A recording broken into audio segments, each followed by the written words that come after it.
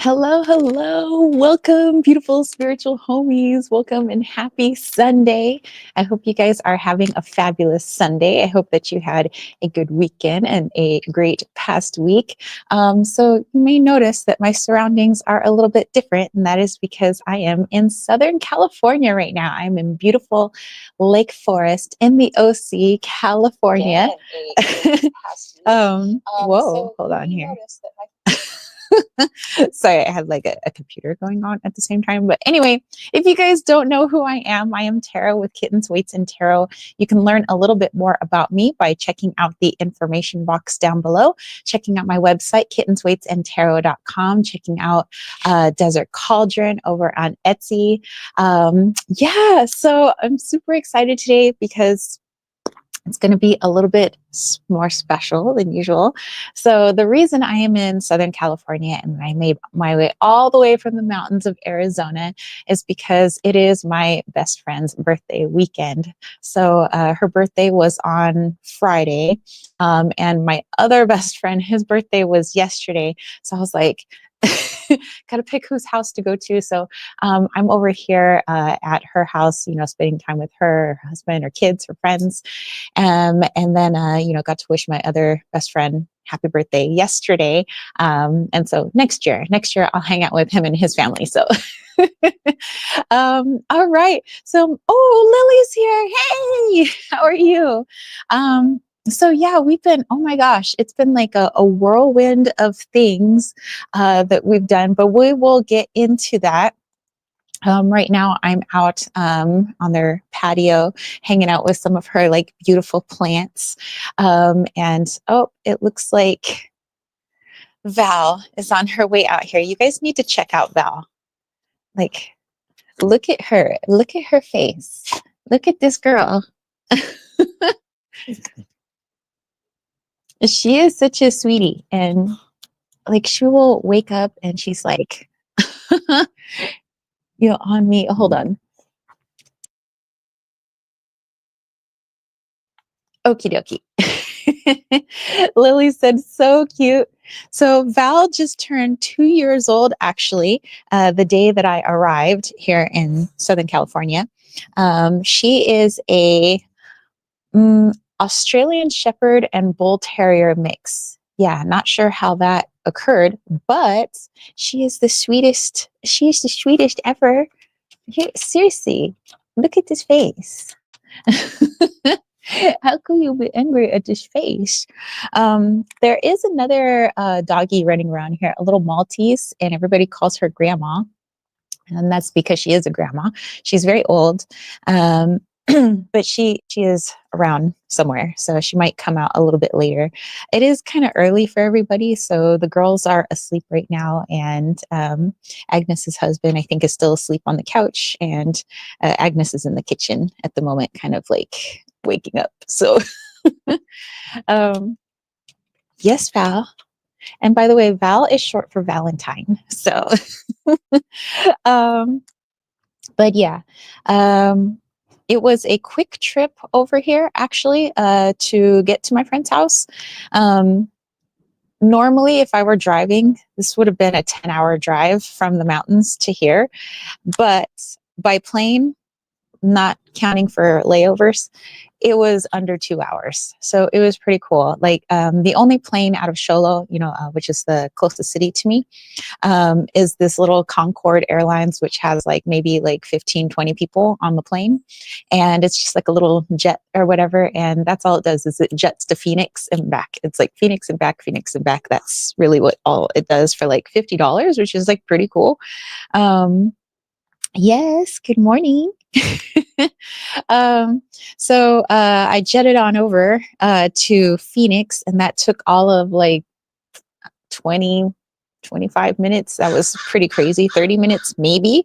And then in Phoenix, I got to hang out there for a couple of hours, made a couple of friends that were actually, they knew where Sholo was. One of them was from Sholo, but for some reason, these two people were both like from Tennessee. Like now they live in Tennessee. So shout out to the homies I met at the airport. Hello, guys. Oh, look, it says, "Good morning, Southern California," and Lily, it looks like it was me. Well, hello, me. Um, yeah, then it was a pretty quick flight. It was under 55 minutes flying out to Orange County. It's like as soon as I got settled, it was like first on the Concorde, it was like getting like, I'm finally relaxed, settled. It's like, and we're making our descent down into Phoenix. I'm like, what? Then when I got on Southwest Airlines, it's like as soon as like I started to fall asleep, and I was trying to read a book on the plane, but it was like, eh. So I started to fall asleep, and then it's like, we are descending down into John Wayne Airport, Santa Ana, Orange County. I'm like, what? Anyway, so I'm glad. I'm glad it was a quick flight. And you know how awesome my best friend is because she showed up with Chick-fil-A, and I was like, after like waiting around and being hungry and the layover and everything, that was muchly appreciated. So, all right, I want to like get into everything that we've been doing, but first I want to do the weekly reading. So super excited. So first of all, thank you to everybody who joins me in these live chats. Thank you to everybody who is subscribed to the channel and everybody who watches videos and shares them and comments and all of that. Thank you, thank you. Love you guys so much. Also wanted to say thank you to my mighty, mighty moderators. You know who they are because they have the wrench of destiny next to their name. Like Silver Star Priestess. Hey girl, how are you? Lily says, good morning, darlings. Or she was saying, Lillian, good morning, darlings. Tara, Lily saying hi. So thank you, my mighty, mighty moderators, and also to my YouTube members. So Kayla and Nancy and Astrid and Jolene and Duality Tales. Thank you. And my lovely patrons, Lily, Dana, Jamie, Kayla, Sugna Baby, Brandy, Jason, Brian, Paulu, Crystal, E Does It, Oz, Joel, 1111, Casey Gritter, and Calm Chaos, who is our newest member. Thank you guys so much for all of your love and support. I truly, truly appreciate it. Silver Star says, I'm good. Thank you. You are looking lovely as always. Hello. Snena from India. Hello. Wow. Welcome. We've got homies from all over the world. All right, so let's dive into the weekly reading first, and then let's just have a little SoCal hangout while people wake up.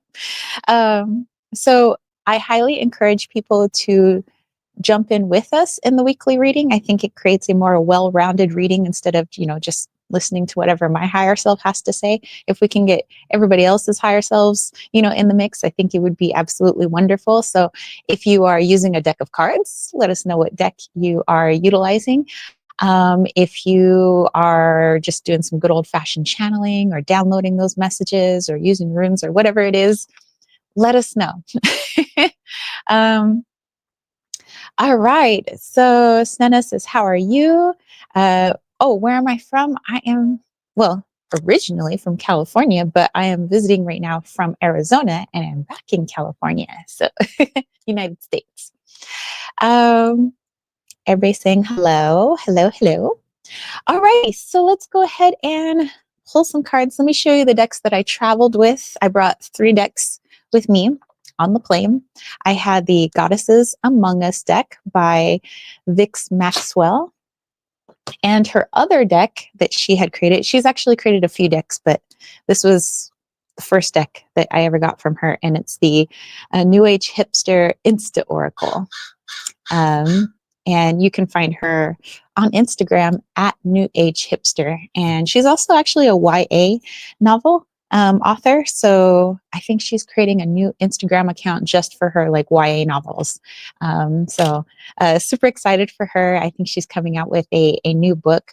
I got to know her back when I started my channel, and it was actually like through common bonding because she used to be an English teacher in Australia. And then she was like a theater teacher. And then she had quit the education system and just kind of went into utilizing, her intuition to help others, help others, help them to find their intuition, to guide them and help them to guide themselves. And so I really appreciate Vix and love you. All right. So the other deck that I brought is the Retakina Tabi, which I think I showed this off a couple of chats ago. And it's a beautiful deck from Japan. All right. Shirley Meter says, hi, love your plants. Actually, they are my best friend's plants. So you can congratulate her on having so many beautiful plants around her patio. Lily said, ooh, I got good cards. Ooh, excellent. Snena says, I'm also an intuitive person. You know, I believe everybody has intuition, and it's how we access it is, you know, to varying degrees and just, you know, different, but that's what makes it wonderful. That's why I like, you know, everybody coming together for the readings, is we all read things differently. We all intuit differently. We all have different backgrounds, different beliefs. And I think it's wonderful. So excellent. Silver Star says, let me go back. Let me go look at what calls me today. Yay.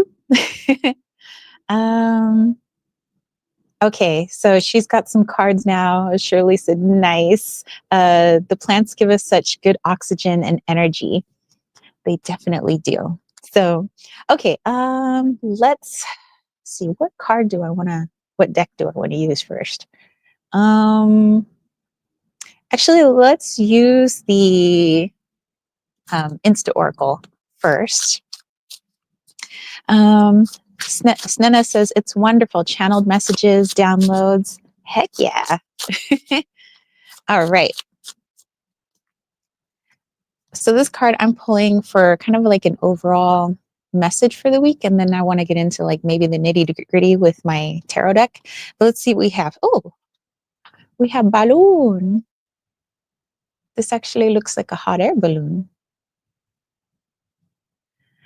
Okay, so let me dive into this one.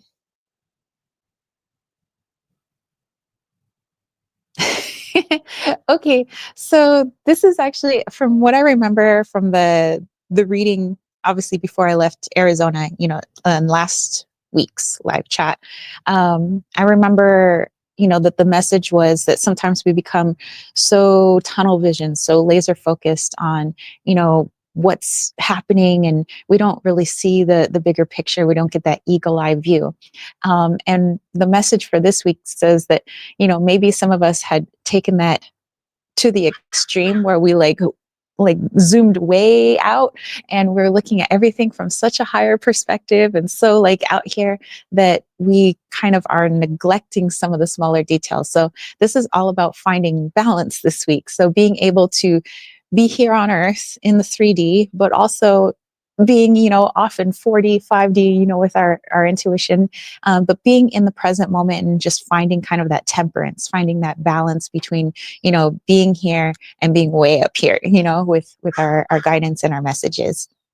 You know, and then taking a look at some of the, whatever it is that's happening in our lives, you know, whether it's somebody who cut us off in traffic or we got something that's been ongoing in our lives, instead of just being like way out here and being like, all right, well, it's all for the greatest good and it's all a part of the plan. And which, yes, that is true. But we also have to be down here too. That's why we're in these human vessels. That's why we're a soul in these human vessels, so that we can experience the human experience, so we can understand what it's like to be in the 3D and have these emotions and these feelings and being able to intuit through this vessel. But also remembering that we are a soul and we do have this higher perspective. So it's how do we find that middle ground so that we can operate and do what we need to get done, take all this higher information that we're getting, you know, from our different ways that we intuit, and bring it down onto planet Earth, you know, to help us out here. So just for, again, this is just like the overall message. Snena is daydreaming. Nice. Hey, Duality Tales is here. What's up? Oh, I did want to say that when you see the little colored kitty head next to people's names, those are my YouTube members. So love you. All right. So balloon, it's okay to be accessing our intuition. Of course, we should always be accessing it. We should always be, you know, tapped into our higher self. But also remember, don't forget, we have our feet firmly planted on Mama Gaia. So, let's take this higher level information and let's bring it down here and see how we can utilize that in our day to day, in our present moment. So, yes, have the higher perspective, but don't forget to have your human perspective as well. All right. Oh, Lily is here. She says, "Good day, Tara and gang gang. Hope all is well. I don't know if you read my message I sent a few days ago about my daughter passing her test. She's graduating high school and taking 6 months off before college." Yay! Yeah, I did see that. Congratulations. I'm so happy for her. I know that you said she was like really nervous and she was like even contemplating, doing some things that might have been unwise, but she knew the information. She was ready for that test. I know you said she was like taking it twice just in case. So I'm so happy for her. So yay! Everybody doing little congratulatories. Awesome. Lily says, "I got the Lovers, Six of Cups, and the Ace of Pentacles." Ooh, nice. Oh, and Silver Star says, "Lily, Duality, Tails, good day to you both." Um, Lily says that Val is eating a plant. Don't eat a plant. That is cacti.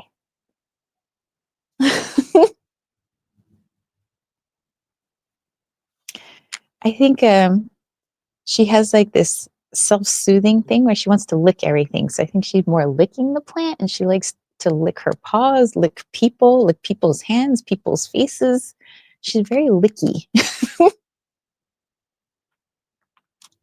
Yes, why are you so licky? Val, do you know how to pull cards?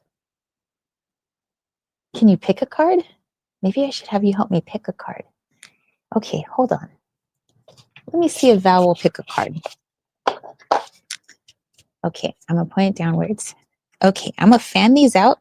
You tell me where your nose goes. Where? Thanks. You guys see that? Okay, she pulled the Knight of Pentacles. Okay, what else? Okay, that one. That is the Justice card. Okay, can you pick me another one? Hold on. Val? Which one? Which one? Just two? Okay. Two's good. Two's good enough. Okay. She's like, it doesn't always have to be three. Okay. Look at everybody sees your face. They do. Okay. Okay. So yes, I understand. Thank you. Thank you. Down now. Good girl. Okay. So let's look at Val's pickings. So again, Knight of Pentacles and Justitia, justice. Okay. Silver Star says, "Nope, that's it." Lily says, "No way, Canine Tarot. I love it." I know the original Canine Tarot, right? Lily's like, OMG. Silver Star says, "I'm gonna put up the Mother Earth Mandala Oracle." Nice. Excellent. Okay, so let me tap into these.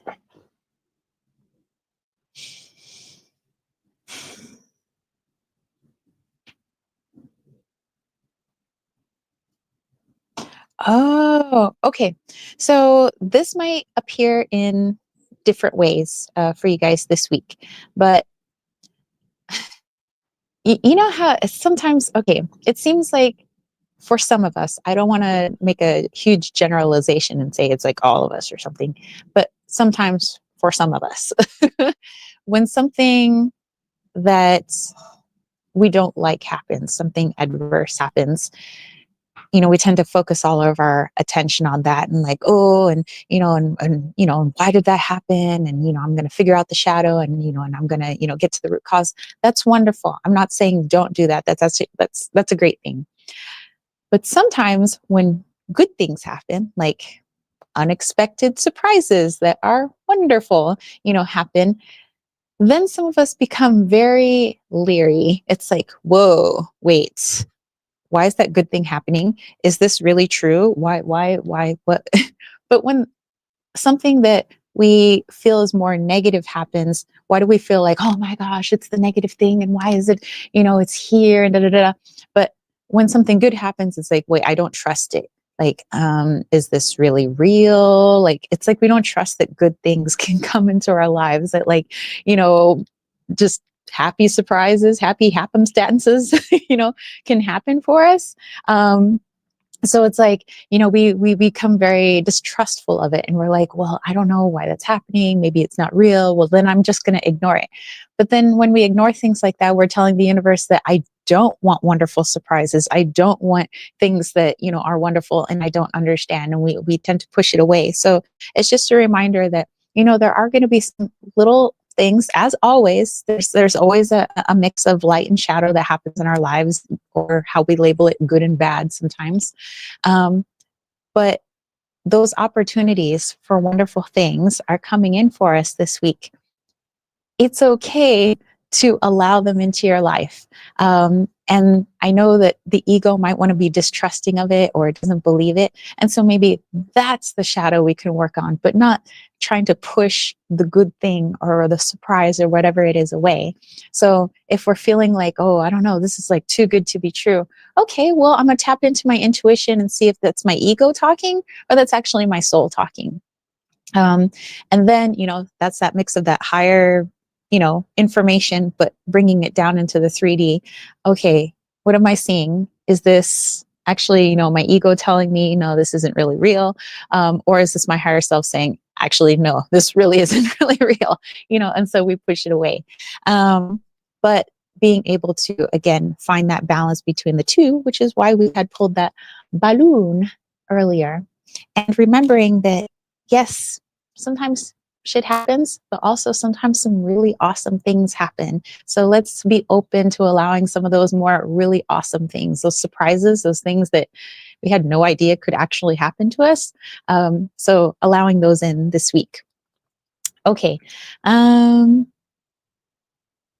Snena says, I'm seeing this for the first time, like sudden shifts. Actually, my friend Agnes and I were talking about that, and her friend yesterday, Nadia, was talking about that. Like something just like happens, and it's like a shift, like almost like a timeline shift. Like you go from jumping in one timeline, and then boom, wow, that wasn't there before. New timeline. So very interesting. Lily says, my oldest daughter is like that. She said the craziest thing the other day. She said, everything is going good. I'm just waiting for the ball to drop when things go good, and you have to expect the bad to come. But you know what? That is, not just relegated to your daughter, but I think there are a lot of people that feel that way. Like they feel like, oh, things are going too well, that means something bad is coming. But yet when things are not going well for us, we never are like, oh, wow, something good must be right around the corner. It seems like we tend to focus on the negative, and, it's just it's all learning experience. So we have to ask ourselves why. And we do that. Silver Star says, talisman, this very energetic mandala connects to the sacral and crown. These two centers are gateways to spiritual peace and love. Your emotions are explosive and colorful. They might be delicate sometimes, but definitely meant to be expressed. Make a day or an opportunity to bring in love, peace, and compassion in your Verona, your very own special way. Exactly. Beautiful. And then Senna was like if we doubt ourselves. Yes. And I think that's just our ego sometimes. And I don't want to like badmouth our ego. Hello, helicopter. I don't want to badmouth our ego, but you know, when the ego gets that way, where it's saying, ooh, things have been going too well, like waiting for the other ball to drop, bad thing is just around the corner. I believe what it's really trying to do is it's trying to protect its human. It wants to protect it from heartache. It wants to protect it from, a negative surprise. So it wants to keep it focused on, don't get too happy. Don't Don't, think that these good things happen all the time, because I don't want you to get disappointed. I don't want you to be hurt. It's its own little way of trying to protect itself. But in doing that, it actually keeps us from the wonderful things, having that joy and happiness and surprises and allowing in that abundance. So although the ego may have good intentions, it doesn't always help us in the long run when we let it lead in that fashion. So understand what it's trying to do. It's not trying to sabotage you. It's not trying to hurt you. It's actually trying to do the exact opposite. It doesn't want you to be hurt, which is why it's saying, no, no, no, don't fall for all that good stuff, because I don't want you to have heartache when something eventually does happen that is adverse or that you don't like. But in that, we can always ask the ego why. We can always go in, have a little chit chat with it. Why do you feel this way? Well, and it usually stems from something in a past life or in childhood, or some, experience that we had growing up by, watching the older people in our lives. And so in that, we have knowledge. Knowledge is power. And then we are able to release that, so that the ego can kind of like release its stronghold just a little bit and say, okay, well, maybe it's not so bad, when good things happen in our lives. And it's okay to welcome that in. So maybe just a little combo with our egos this week. Totally fine. We're working on it. Let's see. Silver Star says, you might not receive where you gave, but be assured that precious treasures will come. Yes. Oh, we'll echo. Wonderful.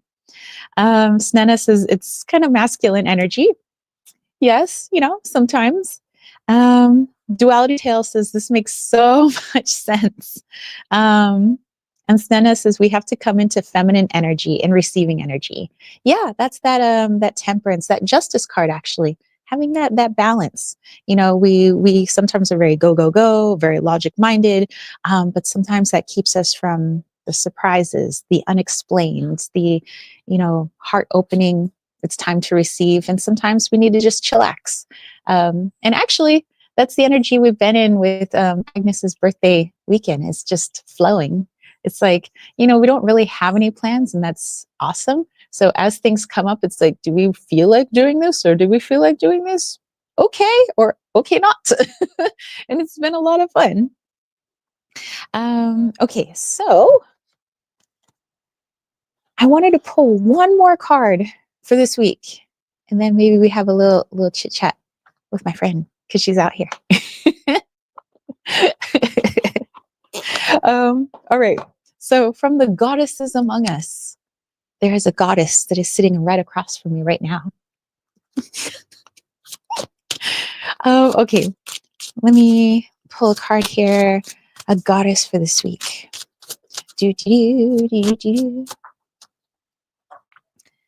Sheila Nagi. And the keywords are gateway, legacy, opening. And I like that. That is some deep, deep, divine feminine energy, which you guys were just talking about. The whole opening to receiving everything, and everything is just, a part of our lesson and learning and journey. And just, allowing ourselves to be heart-centered in that way, open in that way. Let this heart portal open. And if we feel a little hesitant, if we feel a little distrusting about the good things that are happening, that's fine. We can have a little chit chat with our ego and just ask why. All righty. Okay. Lily says, I said to her, she should enjoy the music and the dance and stop focusing on what song comes on next, because then you miss the song or the music that is being played at the moment.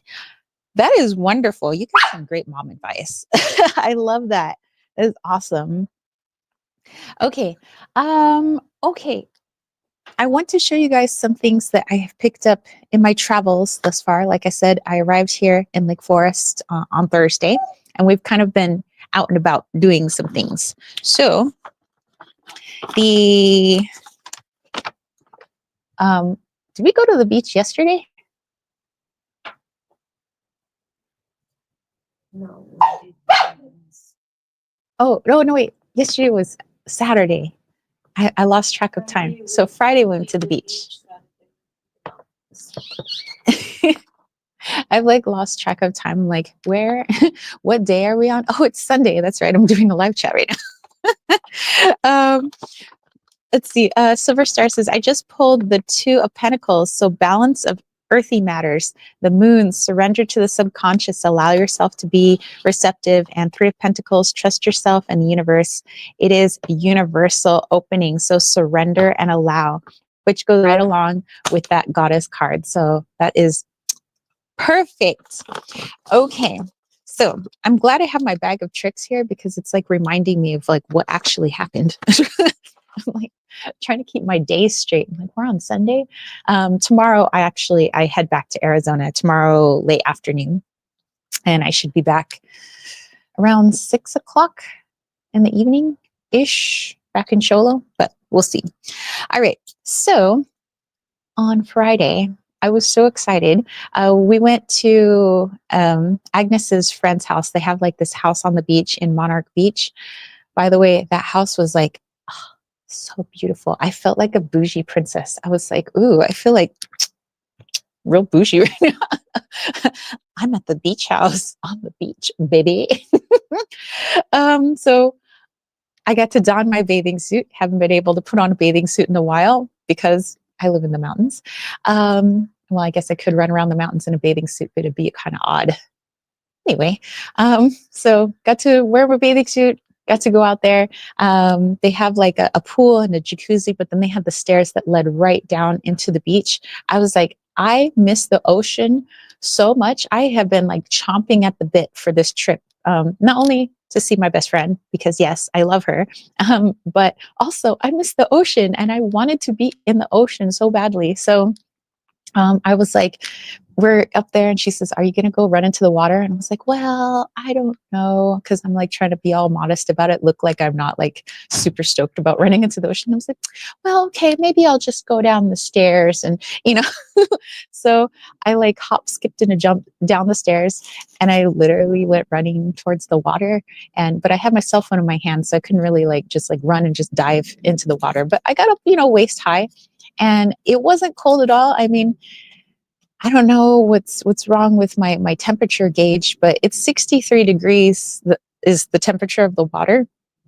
And I remember back in the days when I was surfing, that wasn't like too freezing to me, but also I would have like a spring suit on. I wasn't just in my bikini. I was like in my spring suit for surfing.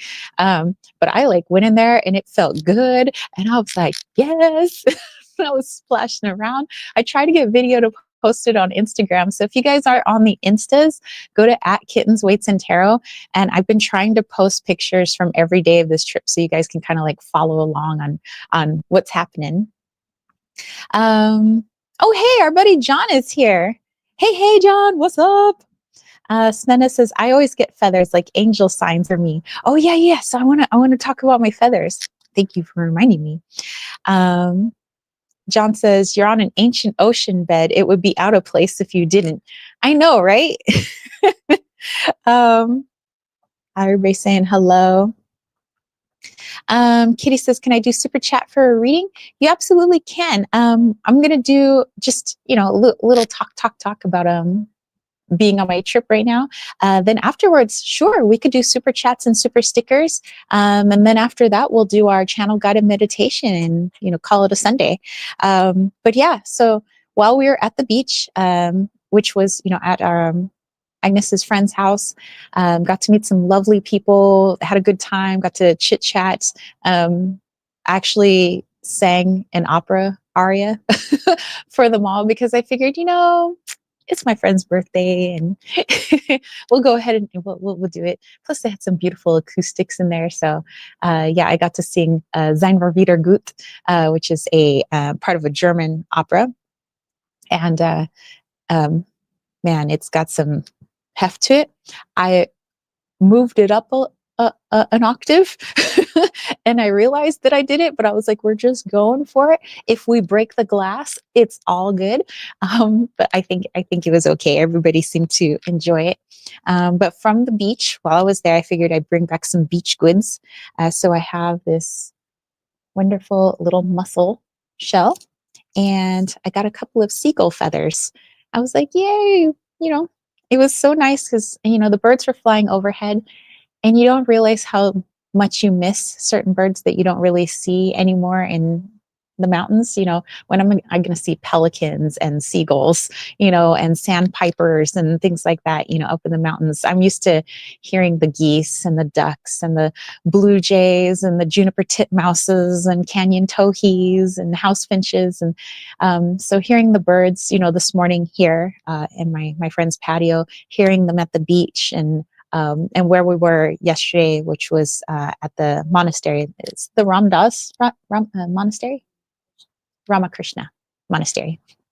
And it was just, it's been really nice.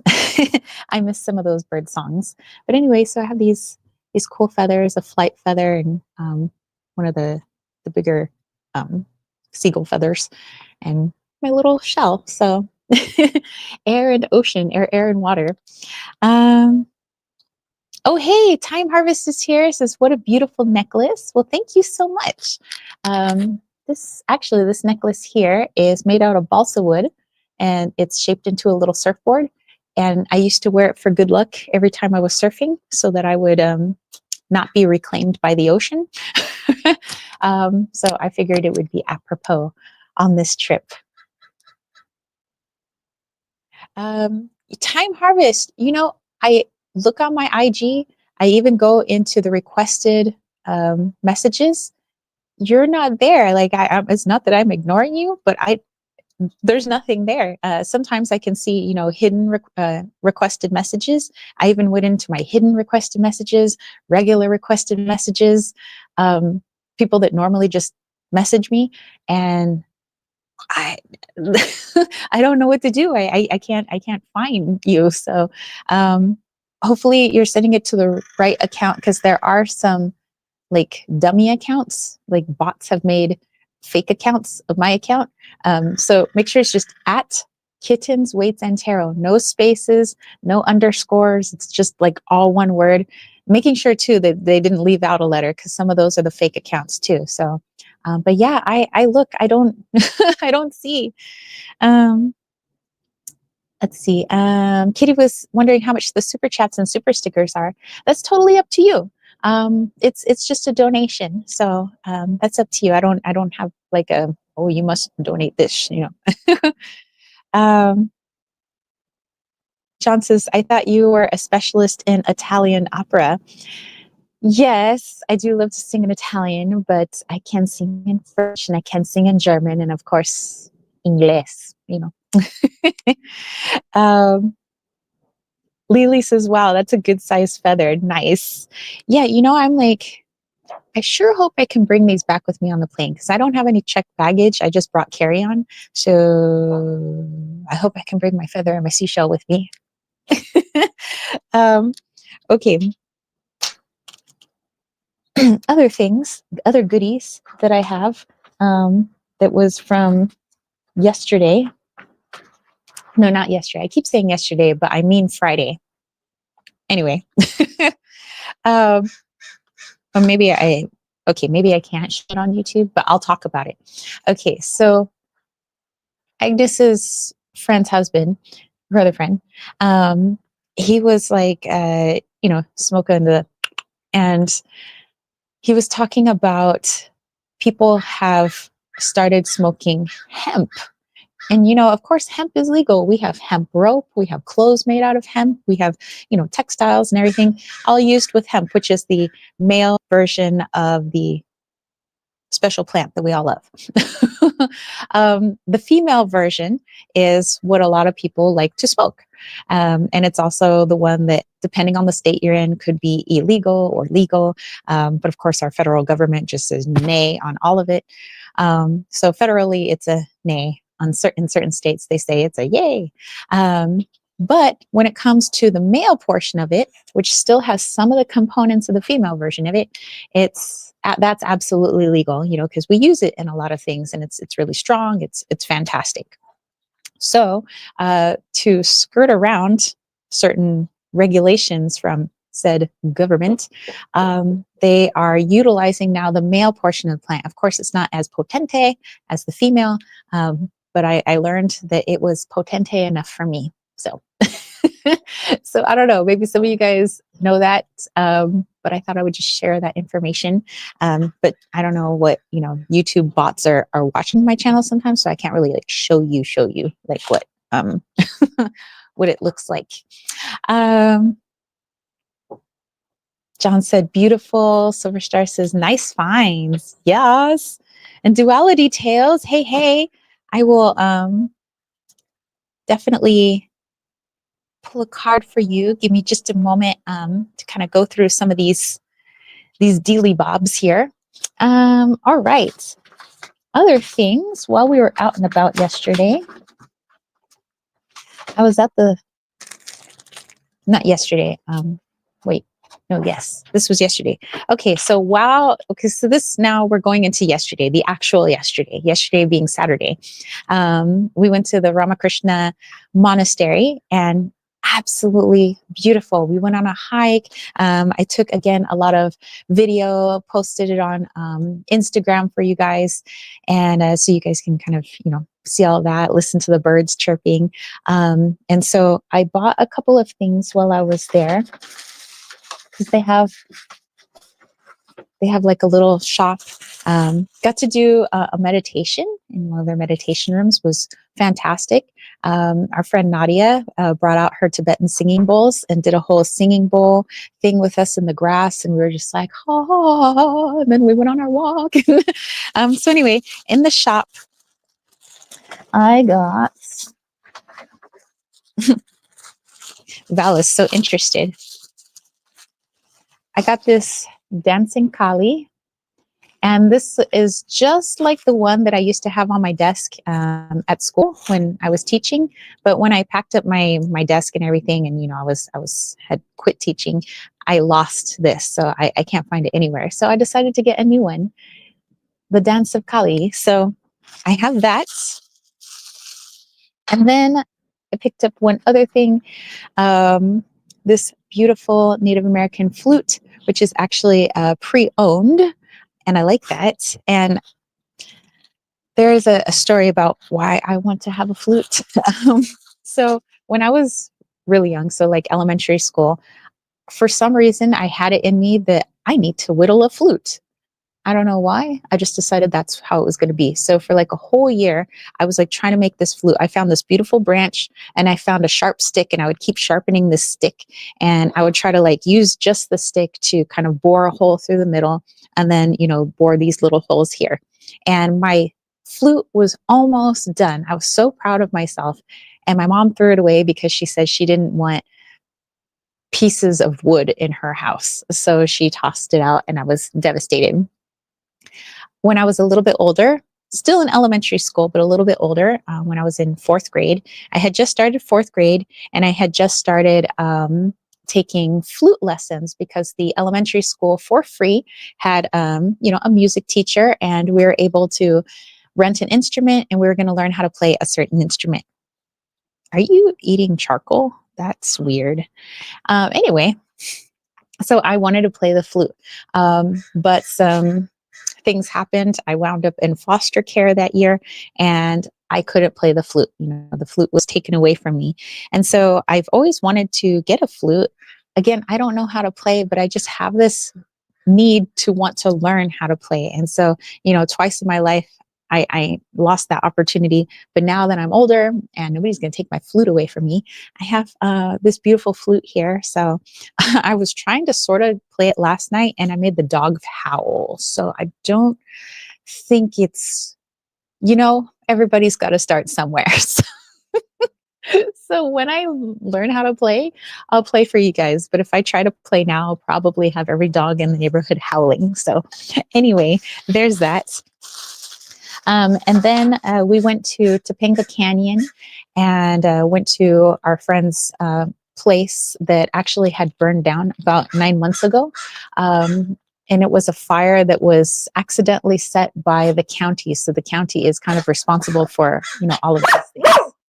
No, you can't have this. You can't have it. It's chocolate. It's no good for you.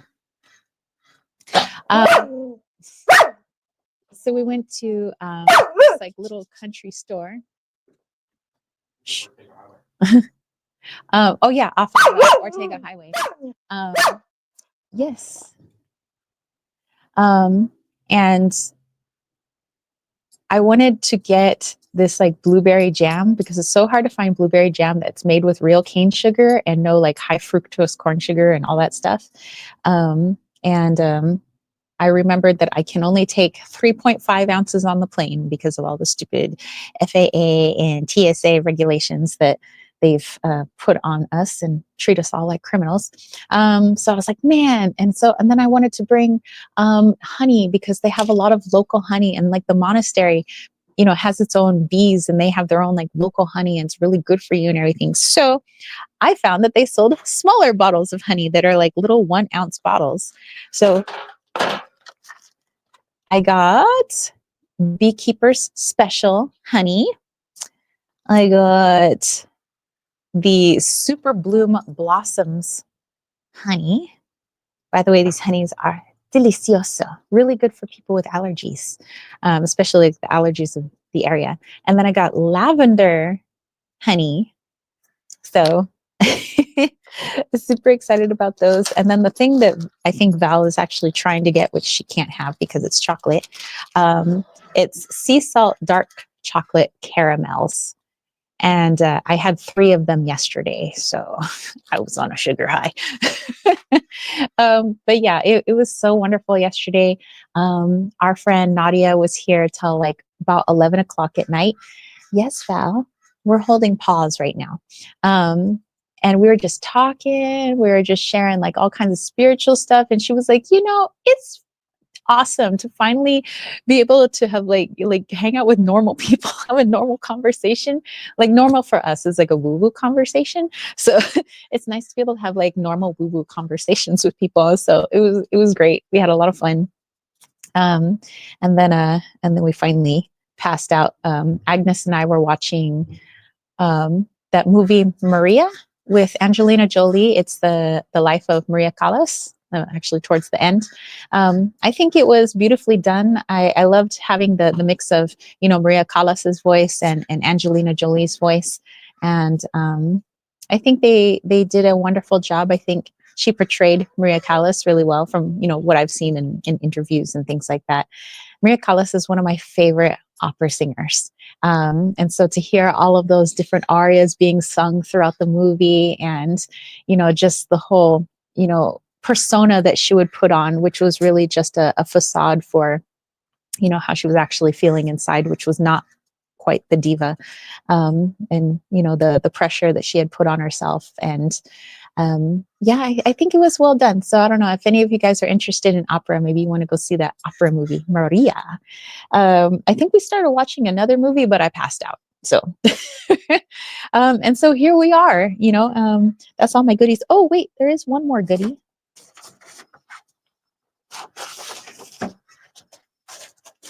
And that is this cool pine cone that I got at the monastery. You guys know I love pine cones. I hope I can bring it with me. I'm going to have some very odd luggage.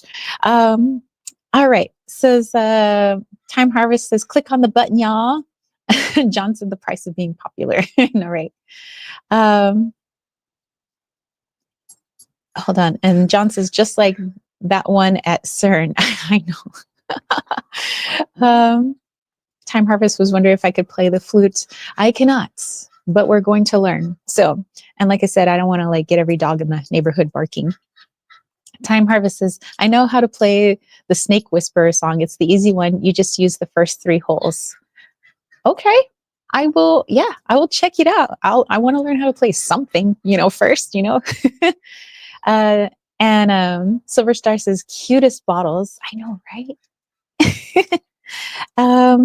Time Harvest says, I eat wild honey on a daily basis. It is superfood. I absolutely agree with you. And he says, honey with crackers and tea goes along pretty well. I agree. I thought I was the only one that loved honey, tea, and crackers. Snena says, can I get guidance for my coming birthday? Sure. I guess we can go into super chats and super stickers. And Snena says, my birthday is on the 20th. we're going to have to sing you a happy birthday. Yay. Okay. So let's go back. So Duality Tales was first. Then we have Time Harvest for our super chats and super stickers, and then we have Kitty. So Duality Tales, if you could please let me know if you have a particular question in mind, or you just want some general guidance. Maybe you want some guidance from this little fur ball down here. Oh, and check it out. Grandma is here. Oh, okay, maybe I don't want to show her sliding her butt across the floor, but Grandma was here. But yeah, maybe Val, would you pick a card? No, she's going to go follow Daddy inside.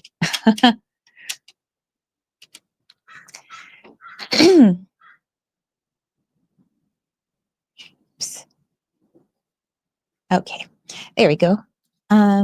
So while Duality Tales lets me know if she would just like something particular, or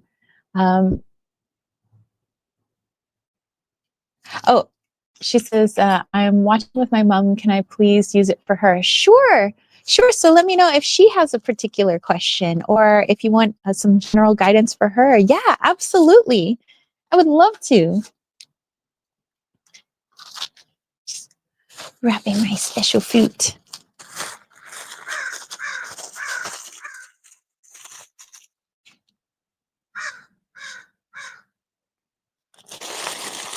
Alrighty.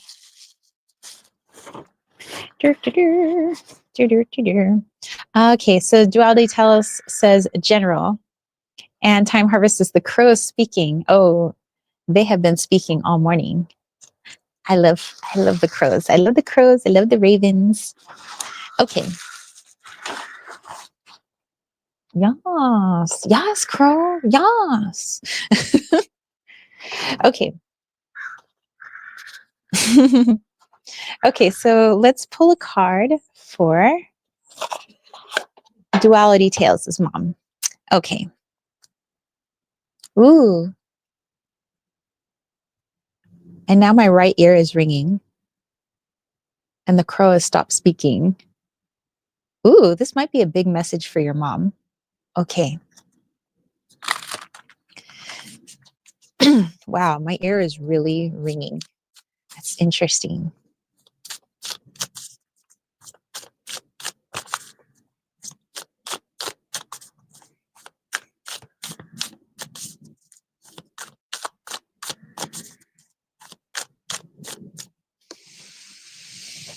Okay, so before I look at the card, let me just tap into your mom's energy and see what comes through. Okay, interesting. Usually I hear music, that's kind of how my intuition speaks to me, but it actually showed me the flash of a movie that I haven't seen in forever, Thelma and Louise. And it's like the part where Thelma and Louise, they grab hands, and just before they like take their car off the side of the cliff. But it was just, I just see them sitting in the car, like holding hands, like, Thelma and Louise together to the forever, and together till the end. Very interesting. I wonder how that connects with your mom. So, okay, we'll definitely look at this card now. Ooh, the Three of Cups. And here you have these three ladies together, although, what I saw was like the two ladies, holding hands in the vehicle, but still that feeling of camaraderie and being together and closeness and creating something together. So let's go ahead and dive in.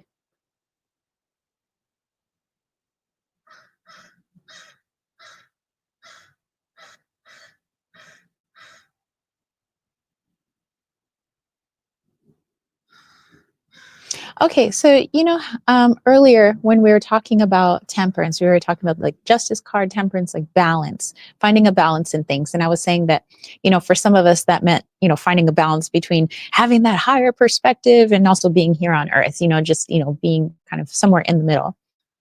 Um, but for your mom, it's a balance between her family life and her social life. Um, and although, yes, self care and being with the self is also very important, the message is mostly focusing on the family life and the like friendship life, her other relationships and things like that, and trying to find a balance between the two. Because sometimes, as moms do, as I, watch my friend Agnes, who is the mom of two beautiful girls, and my other friends, and all their sons and everything, that sometimes finding that balance between having time to like decompress and hang out with friends and have a good time and, kind of having a different perspective than when we're just in the household, because it doesn't matter how old our children get. It doesn't matter if your children are 50 years old or 5 years old. Mothers always want to be there for their kids. They want to be mom, for their kids. And so sometimes they will sacrifice. They will, say, I can't hang out with my friends today because my kids need me, or I'm just going to like push away, some of my social life and all of that because I'm a mom. I need to, be here for my children. And so they put all their time and their focus into their kids and, maybe even neglecting their own self-care. And then one day when the kids grow up and they're out of the house, it's like they've been in this role for so long and they've kind of given up the other aspect of themselves, which was, being a friend to this person, being a sister to this person, being a daughter to this person, or just a stranger on the street, to this person, just being open to all those other relationships. It becomes very confusing. I have seen this happen with some of my friends where their kids are older, their kids are out of the house, and it becomes like, well, what do I do now? So then it's like, well, I will just go visit you at your new house because I don't remember what it was like before I had my children, and then think of like the different perspective when we're with our friends than when we're with family or our kids, because when we're with our kids, for me, when I'm with like my god kids and stuff like that, it's like I change the way I speak a little bit and I censor a little bit what I say because I don't think, it's like appropriate to say in front of kids sometimes. So I'm the same person. I'm just a little different, right? Just like when I was a teacher, I'm me, but I'm more in teacher mode, or I'm with my god kids or, my nieces and nephews. I'm in a different mode. And when I'm with my friends, I'm also in a different mode, and I might even be more me. More, I let it all out. I say all the things that I probably don't say in front of other people. I just like blah, blah, blah, blah. And so your friends are brutally honest with you, and they can show you a perspective that's a lot harder for our close family to see because of the role that we play with them.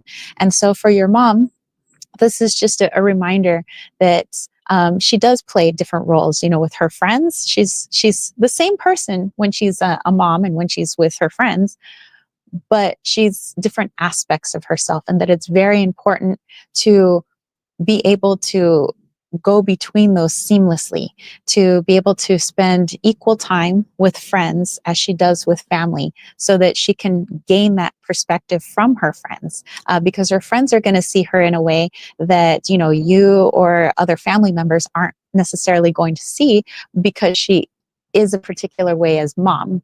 She's in that mom role, but when she's with friends, well, then she's just her, and they know her from, maybe when she was really young or, to, however old she is now. And so they have just a different point of view, and it's so healthy. It's so helpful to have those people in our lives to like remind us, hey, you know what, maybe you could try this, maybe you can do this. And that isn't things that our family would necessarily suggest to us because, again, we interact differently as family. So maybe your mom wants to get out with friends this week and just like no grandkids, no kids involved, just out there having fun with the girls. Maybe like when she was in college or college age, or just calling them up on the phone if she can't hang out with them. And if she does have like a pretty good relationship with them, then this is a reminder that this week maybe try spend a little bit more time with them. But I really feel like this needing to come together with her friends, because it seems like she's an absolutely wonderful mom, you know, but she does need time to sometimes not be mom and just be, you know, the, like for me, speaking about myself, the dork in the group of my friends, you know, the goofball, I can just like, you know, whatever, blah, blah, blah. I'm uncensored. I just am me. And then that way my friends can give me some uncensored feedback and we can, you know, joke with each other, basically. Um, so hopefully that makes sense. Thank you, by the way, Duality Tales, and love to your mama. All righty. So we have time harvest. So time harvest, if you don't mind, letting me know what question you have, or maybe it's just general. Maybe you wanted to know what the crow was talking about. Okay, Val, you're back. What's up? What's up, chica? What are you rooting around for? There's nothing there for you. Yeah, there's nothing there for. Why are you wet? Okay. Duality Tale says, that's a beautiful message. My mom is my guardian angel and best friend, and she's done everything she can to raise her children. Shout out to my mom.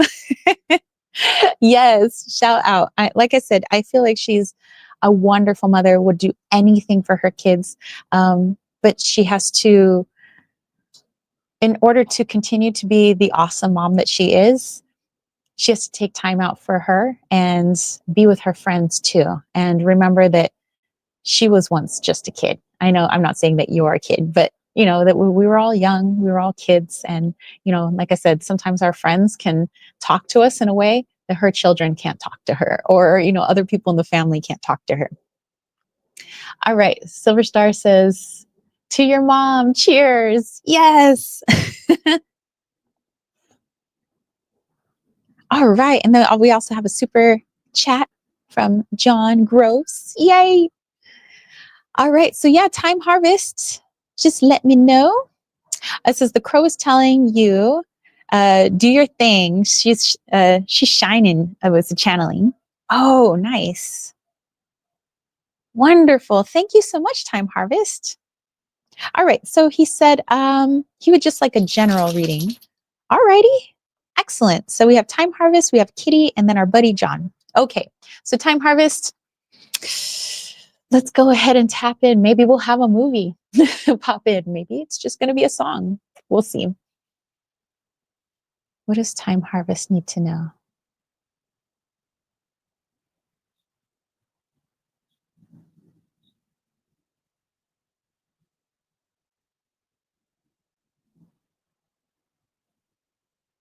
Okay. Time Harvest. When I was tapping into your energy, it seemed like I hit the Michael Jackson channel, and all these like Michael Jackson songs kept playing. But then it stuck on one song. And it's a song I mean, I like Michael Jackson. I like his music, but this song in particular, I love it. Do you remember the time we fell in love? Do you remember the time we first met, girl? Do you remember my baby? Anyway, that song is playing.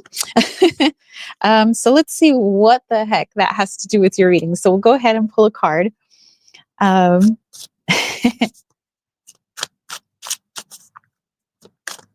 Okay. Do you remember? It's stuck on that one line though. I know that there's more to the song, but sometimes songs get stuck on certain lyrics, and then that's where the message is. Do you remember the time we first met? Interesting. Time Harvest is laughing over there. He's like, nice song. Do you remember my baby? Isn't Shaq in there? Shaquille O'Neal? And Eddie Murphy. Eddie Murphy's in there. And Iman. So beautiful. Looks like Queen Nefertiti. I just love when he like spins and disappears. I thought Michael Jackson was so magical when I was a little kid. I was like, ooh, I'm gonna marry Michael Jackson someday. I think every young girl wanted to marry Michael Jackson.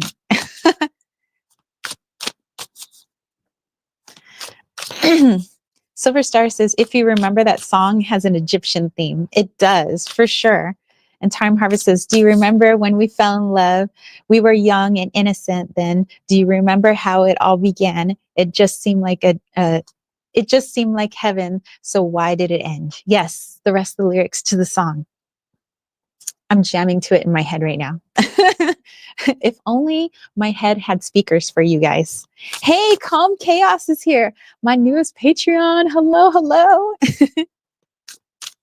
Shannon is here. She says, hey, y'all. Okay, so also, yes, keeping in mind the ancient Egyptian theme, as that could be also part of the message. Not only the lyrics of the song, but also the theme of it, which is Egyptian. And we have the 5 of Cups.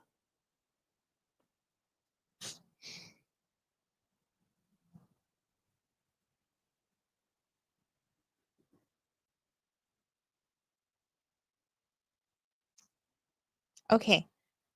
I'm going to have to dive a little bit deeper into yours because I got the message, but it seems like it needs a little bit more. So what I was getting is, again, with like the ancient Egyptian, like seriously, like one of your past lives is in Egypt. It not necessarily the Egypt that we remember, but perhaps, you know, at the beginning of their like civilization, because what we have learned is that they were a nomadic culture and they happened upon, you know, what is now what we see as ancient Egypt, that the Sphinx was already there before the Egyptians arrived. So this nomadic tribe had arrived, and it was just kind of at the start of their building of their culture, building of their civilization, basically. So this is long time ago. And in that, there was, it seemed like a feeling of extreme loss on your end. So I'm going to try to tap in a little bit more to kind of find out like who were you? I'm not saying like you were a pharaoh or anything like that, but it's just that there's like a lot of heart healing that needs to be done from that time period that actually is manifesting here in this present moment. Like sometimes feeling like, I don't know, just like a little something is missing, and that little something that maybe you can't quite put your finger on. Like you might think, oh, maybe it's because I need to go on this trip, or, you know, maybe that little something that's missing is because I need, you know, to hang out with this friend more, or, you know, it, but really the little something that is missing is just left over from that past life. It's a leftover sorrow. So that is what I want to dive into more so that I can actually give you a complete message. Let's see. Time Harvest says, I had a dream once. The angelical voice was showing me a past life in ancient Egypt. OMG, you just confirmed it. I got betrayed. Somebody hit me in the back. I felt like I was a pharaoh. I thought that. So that was what was up. Oh, Shannon was saying she thought that that was what was up. Okay, so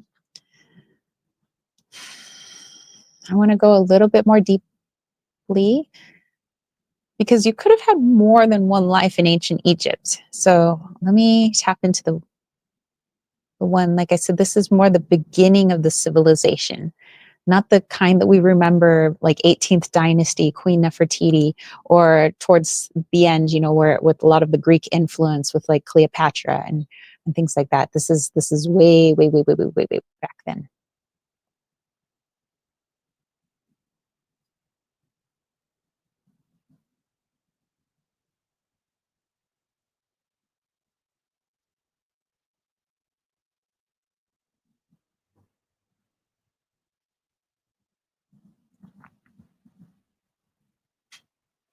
Um, Interesting. So this may not be your pharaoh life, you know, that you had before, but it's definitely still in ancient Egypt, but it might be a life prior to that life. And perhaps, you know, in the life that you're talking of somebody had betrayed you and hit you upside the head, that could have also been stemming from the previous life, also within the same culture. And so in that one, I felt like you were more a mom, and it was like I just see her crying, like her very young babies, like under, like toddler and younger, taken from her, and they were killed. And she was watching her family murdered, but she was going to be taken. It's like there was no use for the man and there was no use for the children. And so they were taking her. And it was like this deep sorrow, like you wanted to die. It's like, without my husband, without my kids, I don't even want to be here. And I don't feel it was the other Egyptians that had did this to you. I felt like you were Egyptian and it was another culture, like fighting with another culture. And so people were just being brutal to each other, like taking the women or taking the men or taking the children. And like I said, this is at the very beginning of the Egyptian civilization. So they hadn't become the superpower that, we kind of remember. Not yet, anyway. And it was like they came in just kind of out of nowhere. It was like no warning. They didn't even know these people were there. And they came in and killed the husband. And he watched her children get taken and they were murdered. And it was just this deep sorrow of like, I don't want to be here if they're not here. And oh my gosh, it is so sad.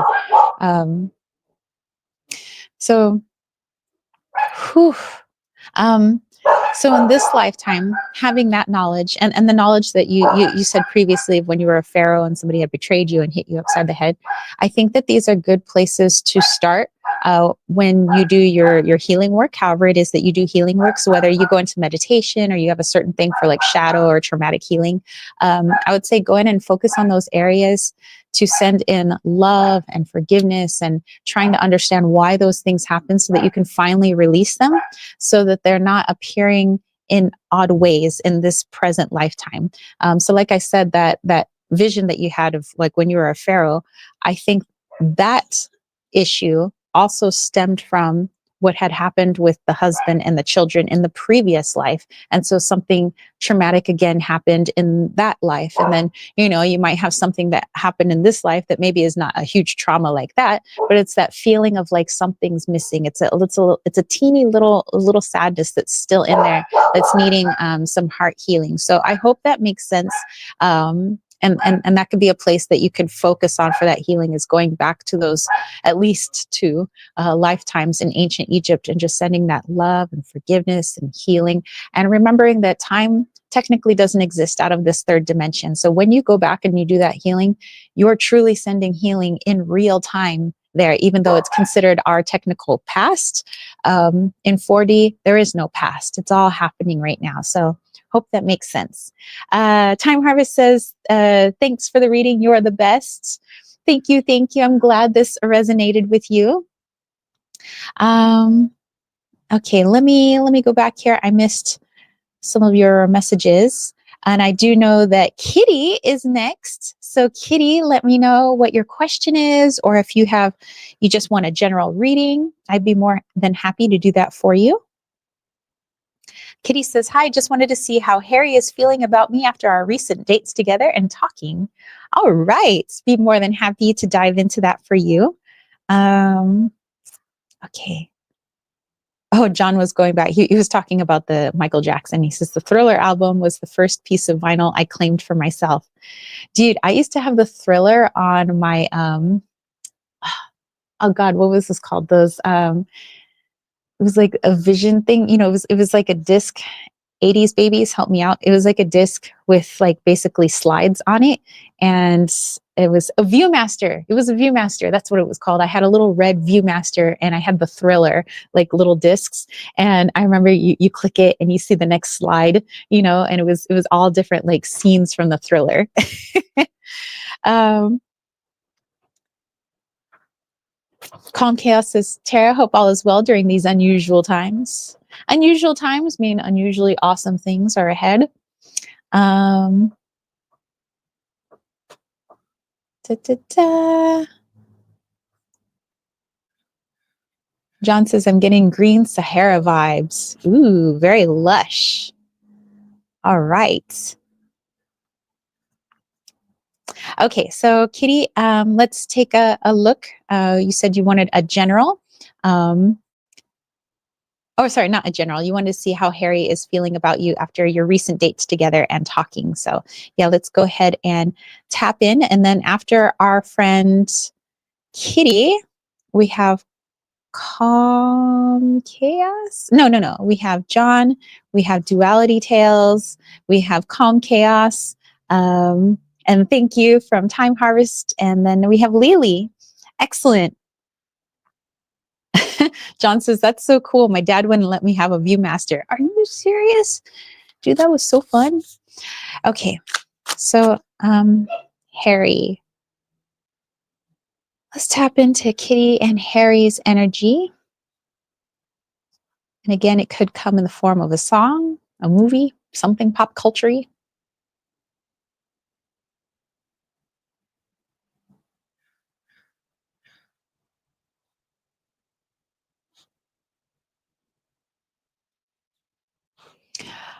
Okay. So for some reason, I can't remember the name of this movie, and it's a pretty freaking famous movie from the 80s. It's got John Cusack in it, and it's when he's standing outside the girl's window with the stereo up in the air, like just trying to get her attention. Well, that's promising. So let's go ahead and pull a card. And by the way, if you guys remember the name of that movie, please put that in. My brain isn't working this morning. You know, I've been up kind of late partying with my friends. So.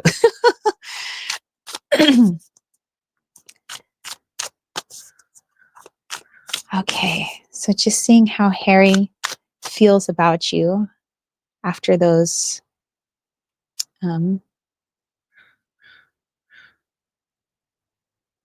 that recent date together and all that talking. Pretty in Pink. Thank you, Shannon. Thank you. Yes. I think it was Pretty in Pink. Pretty sure.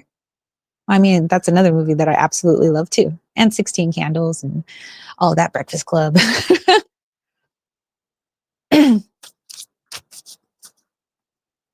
Okay.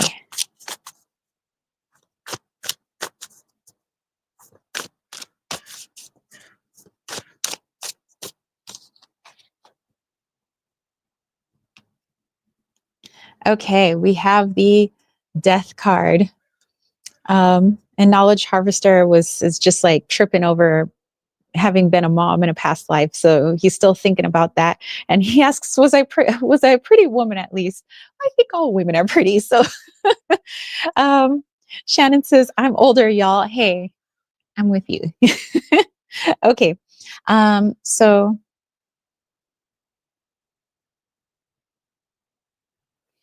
Okay, so after you and Harry were talking, and after this recent date, I believe the reason I was seeing, you know, like John Cusack out there with like the radio above the head, you know, underneath the window, you know, playing the song for the girl, is because there is something that shifted in a good way that has shifted for him, where, you know, I mean, when we go out on dates with people and, you know, let's say we're getting to know somebody, you know, we might not have like expectations like, oh, this is going to be the love of my life, or, oh, I'm going to fall in love with this person. It's just you know, you're just kind of trying to get to know each other. And even if you already kind of knew each other before, it's different when you're going out on dates. You're getting to know them in a different capacity. Yes, that is the image I am talking about. um, so it feels like something shifted after you guys got to hang out, after you guys got to speak, where it was like, hey, I kind of, she's fun to talk to. I'm definitely seeing her in a different light. I didn't think it would go this well. I thought, I don't know what I thought. I mean, sometimes we're, like I said, we don't really have any expectations. We might think, this whatever. So it might be okay. But it really does seem like it really piqued his interest. It was like okay, well, we got along pretty well. We had some good conversation.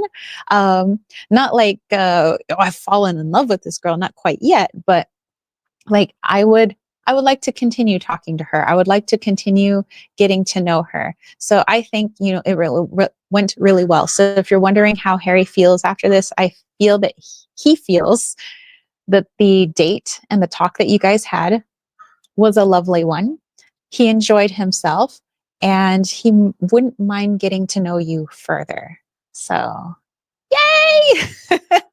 I hope that makes sense. Um, Kitty's like, haha, imagine if he did that. I know, just standing on your window, right? Like, just. um, let's see. Silverstar says the movie where a guy stands outside a girl's window with a boombox says, "Say anything." Oh, okay. Say any. Yeah, okay. That rings a bell. I believe it is Say Anything.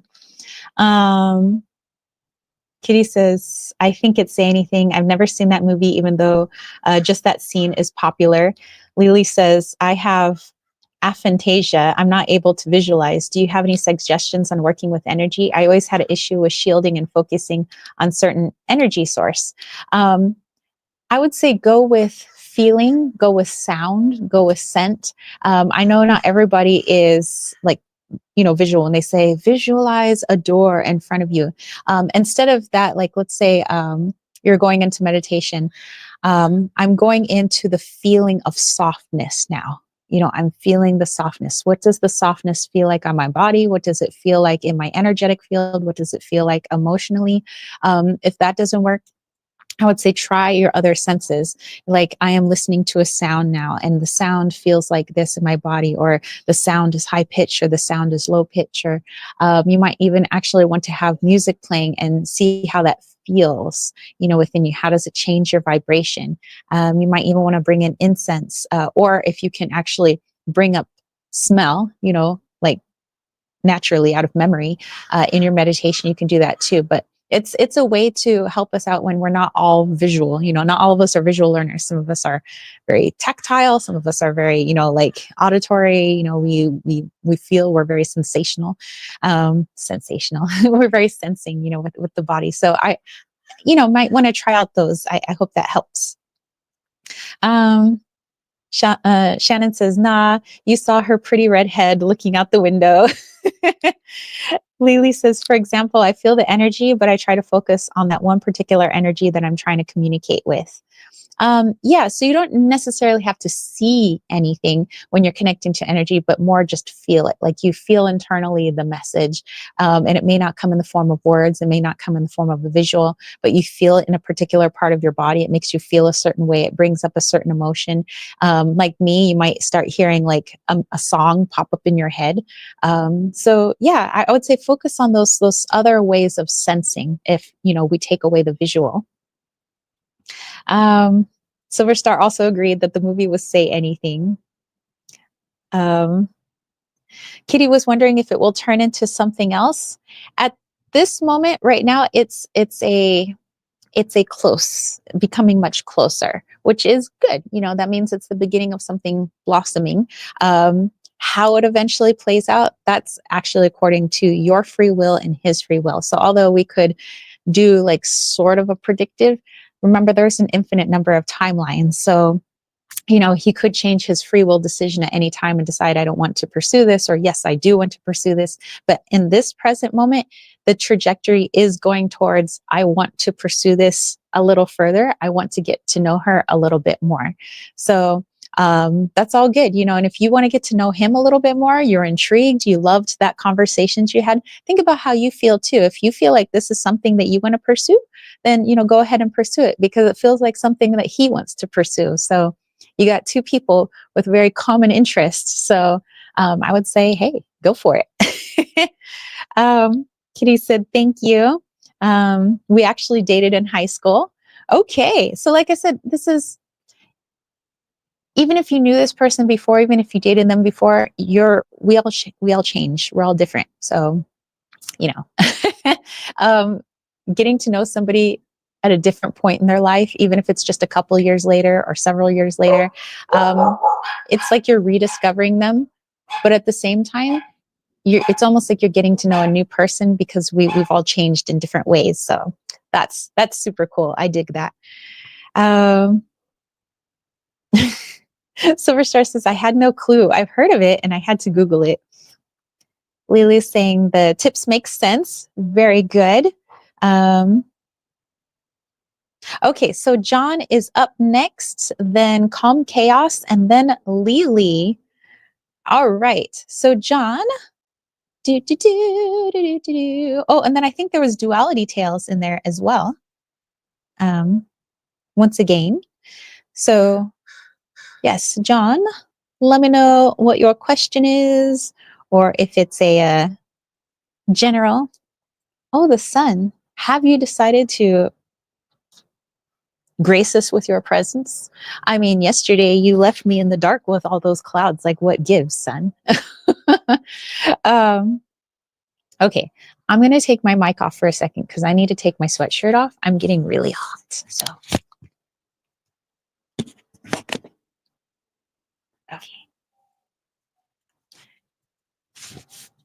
And that gives John a little bit of time to figure out his question.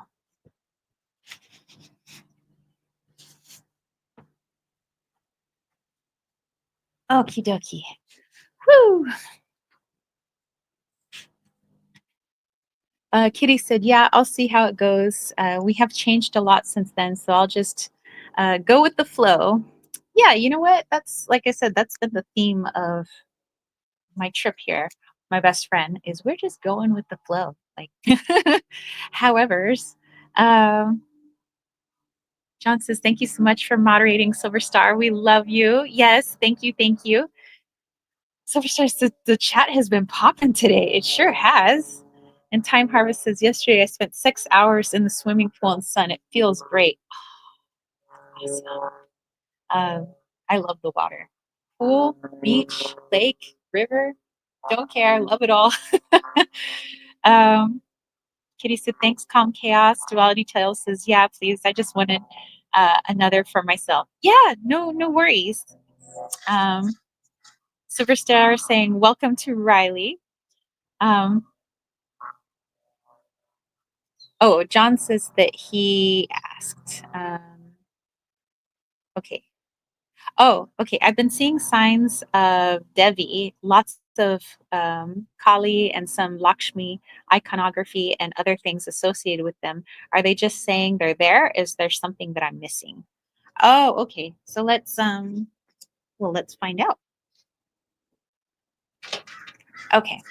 So the Devi, Kali, Lakshmi. Okay, let's see why these energies are popping in for John. Um,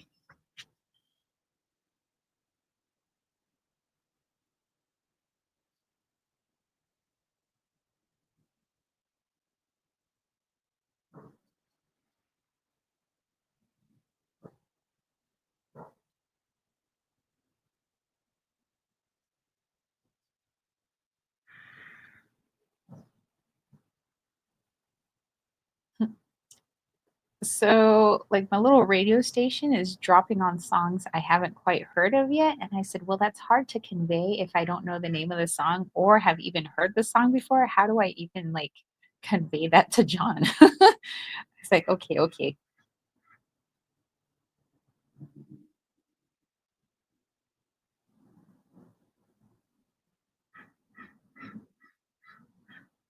Okay, interesting. Took me from this like very like oh song. And it was like, okay, well, you don't know the name of that song? Here's a song with a similar message, but he'll probably know it. It's from No Doubt. It says, for a time I was in love, not only in love, I was obsessed. The more precious that it gets.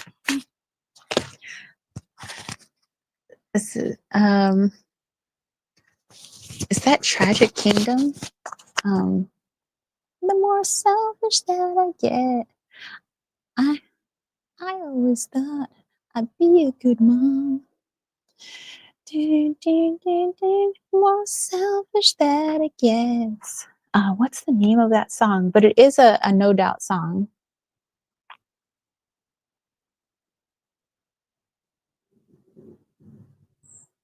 I guess it's one that I don't normally hear very often. Man, they're trying to be all obscuro and things like that. Okay, so let's see if I can get the rest of the lyrics of the song, except just telling me the beginning of the song.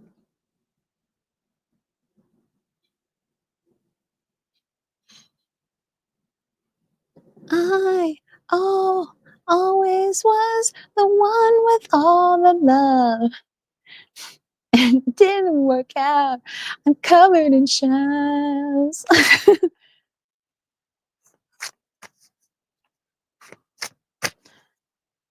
It's one of the more calm songs, kind of sad, I guess. Um, okay, I do remember some of the lyrics of the song. Basically, she's going on saying that she hopes that she could have a. She always thought that like maybe she could have a simple kind of life. Oh, okay, that's the name of the song, A Simple Kind of Life. So she always kind of wanted like a mistake here, wanted this to happen, just so she could have a simple kind of life. But then at the same time, it was like what her actions were proving that she didn't actually want a simple kind of life, but she was like seeing it as like the grass is greener on the other side. Like maybe if my life wasn't so full of all these things that I brought into my life, and that it wasn't so complicated, that maybe if it was more simple, I would just be happy. Maybe I would just be happy if I was just a mom, or I would be happy if I was just somebody's wife, or maybe I'd be happy if I just kind of lived by myself. And yeah, a simple kind of life. Interesting. So what does that have to do with the Devi and Lakshmi and Kali? Let's go ahead and pull a card on that. Ooh, we have the Six of Swords. That actually goes with the somber kind of song, this like yearning, this like wanting.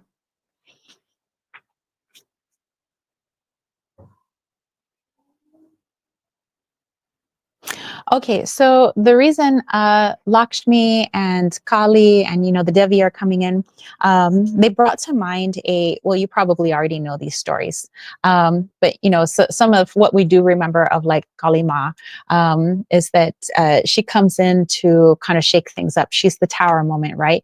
So some people see her as like a dark goddess. She's the destroyer, but really what she does is she helps to bring chaos. When everything is all like hunky-dory for a while, people stop growing. They stop being able to see themselves from different perspectives. And so she shakes things up so that people can see that they have other skill sets, that there are other aspects of themselves that they wouldn't have otherwise seen if everything was still hunky-dory. Then we have the story of Lakshmi, and other goddesses where she basically came because of chaos. There was something that was happening. There was somebody that came in and was messing with the gods, and they wanted to bring in some help. And so Lakshmi was born along with other interesting figures and deities, in order to help with the chaos that came. They brought order in, but then it's always this back and forth of chaos and order, kind of like our friend Calm Chaos, that kind of juxtaposition.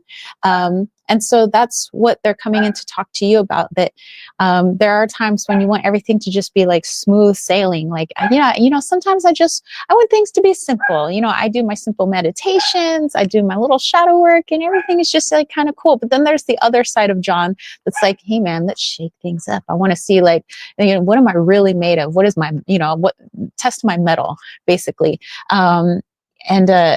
And then there's the John says, wait, I didn't really want a tower moment. I didn't really want all that. I was kind of like liking the smooth sailing thing. So it's like being really focused on what do you actually want is what they're asking you. Are you ready for the actual, like, let's really shake things up, and you get to see yourself from a different vantage point. You get to see some skills that you didn't even know you had. You get to bring out some aspects of your intuition that you didn't know existed, but it's going to require a shakeup. So if you're really ready for that, if you're really ready to open up that intuition a little bit more, be able to see some shadows that you couldn't see before, be able to grow in ways and actually build your confidence in ways that you couldn't do so right now, then you might be ready for, a little shakeup, or are you not ready for the shakeup? Do you just want to continue status quo, everything as is? So I don't have the answer for you. That's why they're there. They're asking you that question right now, because you are creating your present moment. You're creating your future at the moment. So they said they're there, more than happy to help you, but they said they feel like you're waffling back and forth. You're saying, I want this, but oh, I also want this. And those are two very different things. So what do you really want? Do you want to keep things the way they are? Just, things are calm, and that's fine. That's fine if you want that right now. You're not ready for the Kali shakeup, or I'm ready for that Kali shakeup. I know that nothing lasts forever, so it's not going to be chaotic forever. I know there's going to be smooth sailing afterwards, but I'm ready for that. I'm ready for it. But just that's up to you, what you want to do. But that's the question they threw back at you is, what do you want? And they will support you 100% either way. All the energies that surround you, the ETs, the deities, the ancestors, they'll support you, but they need to really have you clear on your intention. So hope that makes sense. John says the quiet angst and feeling of not belonging is a familiar companion. Yes, this makes sense. Thank you. You're very welcome. Yeah, and sometimes it's like, well, sometimes I want to see like what else is out there. I want to get out of this funk, out of this feeling. It doesn't feel good, but at the same time, it's like, well, it's familiar. I may not like it, but it's familiar, and that's kind of where we get stuck sometimes. All right, so thank you so much, John. Duality Tales is up. Duality Tales wanted a message for herself, because she got a message from her mom later. So she's wondering if she can get a message from her higher self. All right, let's do it. And then we have our friend Calm Chaos, Lily, and Shannon. Okay, excellent. John says, also, it takes a friend to make a friend. Yes, it does. Okay, so Duality Tales, let's tap in and we'll pull a card.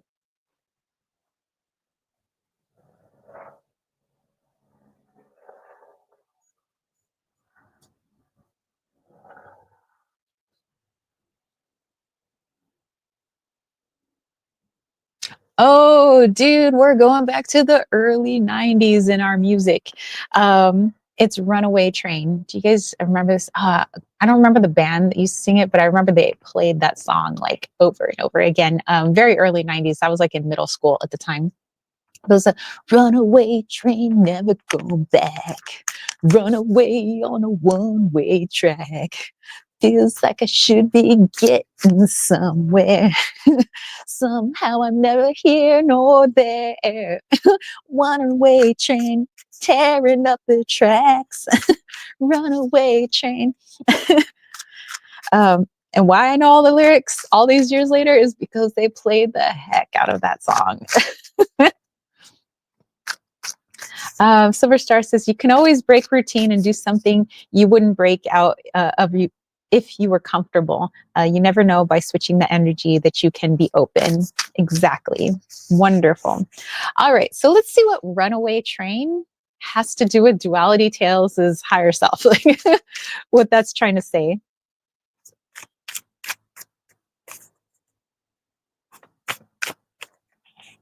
Oh, the death card. Somebody's ready for a change. Runaway train? Seriously? Okay. So let's tap in just for a clearer message.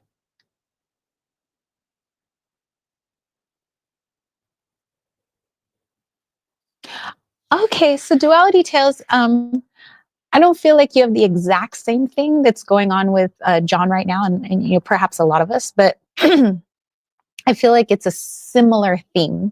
So for you, um, it feels like even though there are things that kind of pop up out of nowhere in your life, you know, kind of keep things a little fresh, you know, so to speak, you know, whether those are things that we deem good or things that we deem bad or negative or positive, you know, however you want to label them.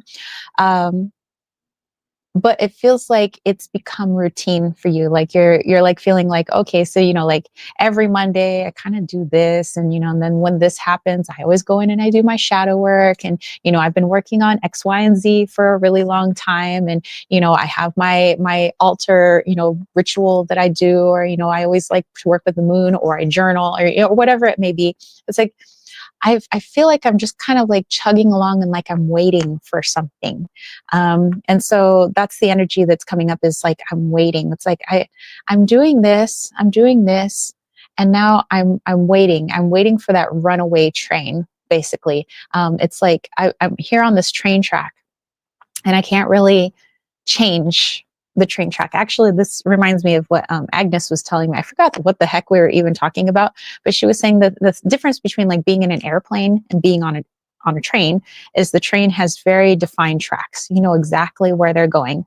Even when you come up to like, you know, where the tracks like cross, well, either the train is going to go this way, the train is going to go this way, or the train is going to go that way. But I can see it clearly defined. I can see that the tracks are leading me that way. And even though the scenery out the windows might be changing here and there and make it kind of interesting, it gets kind of monotonous. It gets kind of boring. It's almost like I'm waiting for something to change. Like either I want this train to derail, or I want, you know, all of a sudden magic tracks to appear that I didn't see before. Maybe a destination that I can't see. Maybe something even crazy happens outside the window. But it feels like just this like chugging along. Whereas when you're in an airplane, there are no set tracks. Who knows where you're going? You know, you're flying above the clouds, below the clouds. Who knows where you're going to go? You get to change course at any time. You get to be spontaneous. Things could just like appear, you know? And so it could be, yes, a lot more scary, but also could be a lot more fun. So just like asking him the question of like, what does he really want? You know, asking him, you know, does he want to stay comfortable? Does he want to keep chugging along as he's doing, or is he ready for the shakeup? And so the same is kind of like for you. It feels like you are actually ready for that shakeup, and that's kind of why that death card came out. That you're here it is, there it is. That you're ready for this train to do something a little different. Maybe I hop off the train and I get on a plane. So since you have kind of made your choice that, yes, I do want something a little different, know that that something a little different is coming. So even though in the moment we might get a little freaked out, like, whoa, what is happening? You know, my train totally derailed. But it's like, but you wanted this. And remember, in wanting this, it's not you're not trying to punish yourself. You're not trying to hurt yourself. You're not trying to scare yourself. But what you are trying to do is you're trying to see how yourself can grow. You're trying to see what's really dormant in there that you're having a hard time seeing in yourself. You want to build your confidence. You want to be able to build your inner power. You want to be able to feel truly confident in the choices that you make and truly confident in what your heart is telling you. And so in order to do that, we're going to need a little shakeup. And you have been calling in the shakeup, whether you're conscious of it or not. Your soul has been calling that in. So just know that that is coming, and it's coming for you. It's nothing scary. It's nothing that you can't handle. Otherwise it wouldn't be there. but it's there for your benefit. It's there to help you grow. And remember what we said, I think it was last week, that if something really difficult is happening in our lives, the more difficult it is, the greater the beauty on the other side. Because we know that nothing lasts forever. If there's something hard that's happening right now, that means there's something really cool that's just on the other side and it's waiting for us. So whatever it is that be coming into your life soon, could be just a shakeup in your belief system. Perhaps nothing really in your immediate environment, but it could be a shakeup inside. But know that you will rise above it. You will learn a lot about yourself. You will grow. And that beauty that you've been waiting for, that new perspective that you've been waiting for, that something that I'm waiting for is there. It's going to be there. So I hope that makes sense. Silver Star says, I had to learn to stop waiting to do stuff with others. I started doing by myself. Nice. And Lily said, Silver, I started also. It's funny because sometimes I have a better time with myself than others. I don't know why I wanted so long to do that. It's freeing. It sure is. And she says, exactly, Lily. I was waiting. I had that thought. Why wait to live, basically? All right. So next up, we have our buddy Calm Chaos, then Lily, then Shannon. So let me just go back here. All right, so Calm Chaos, let me know what question you have, or maybe you just have a general. And then again, yes, we have our buddy Lily and our buddy Shannon. All right. Duality Tales says, that makes perfect sense. Thank you for clarifying. Very welcome. And thank you everybody who's allowed me to read for them so far. John said, self days are literally the best. I have taken myself out here or there. It's been rather nice. Calm Chaos says, why does this black triangle UFO show up in my life and in my dreams? Interesting you say that. Our friend Nadia was just talking about something about that the other day when she was in Sedona. So, synchronicities much? Okay, so let's take a look into this black triangle. And Calm Chaos, by the way, I wanted to thank you for your suggestion. So like I said, Calm Chaos is one of my newest patrons, and they messaged me well, I messaged them first on Patreon, like, with suggestions, and you had some wonderful suggestions. I did write those down. Thank you very much. I do appreciate them. So thank you. So suggestions for like channelings and stuff for my channel. Okay, so let's take a look at that then. The black triangle that's showing up and also showing up in your dreams. The black triangle UFO.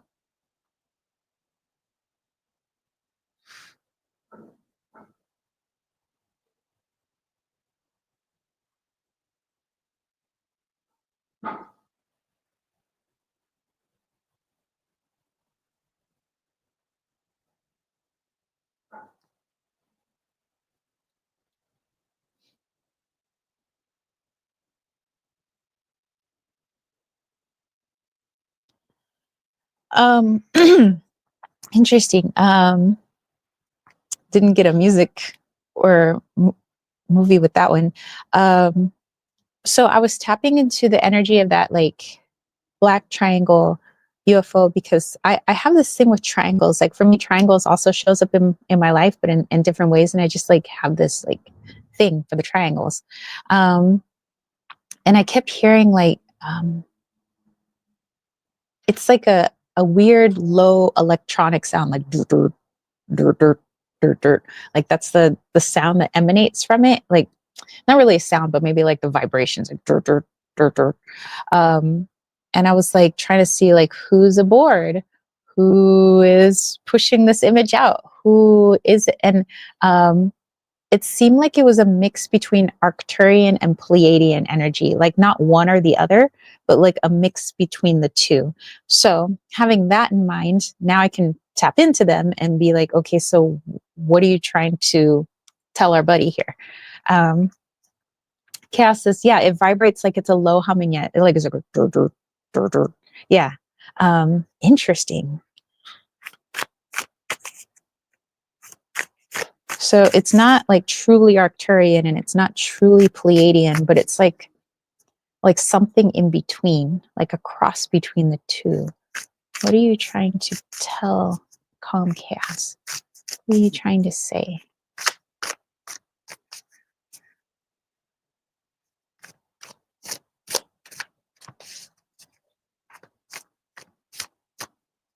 They said this reality is no more.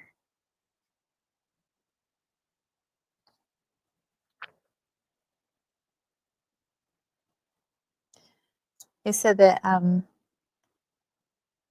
it's like a little pinprick in my head.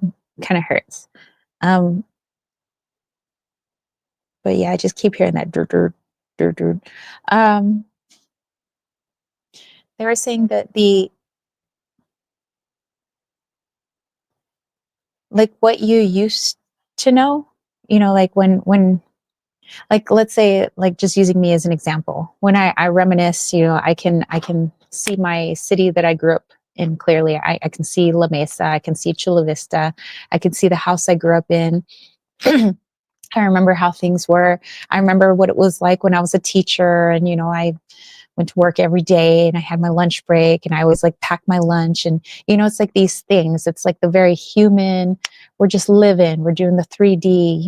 We're doing this and maybe I do some spirituality on the side. Maybe I'll do some like meditation and and then it's like and but this reality, this understanding of 3D, how do I even put this understanding of the world that you live in, this 3D world where everything kind of makes sense in a way. Like if I run out of gas, my car isn't going to drive. I got to put gas in the car to make it drive. I got to use a vehicle in order to get to my destination. I have to eat food if I want to survive. I have to have a job and make money so that I could have a roof over my head. So, all the things that we do as a human in 3D.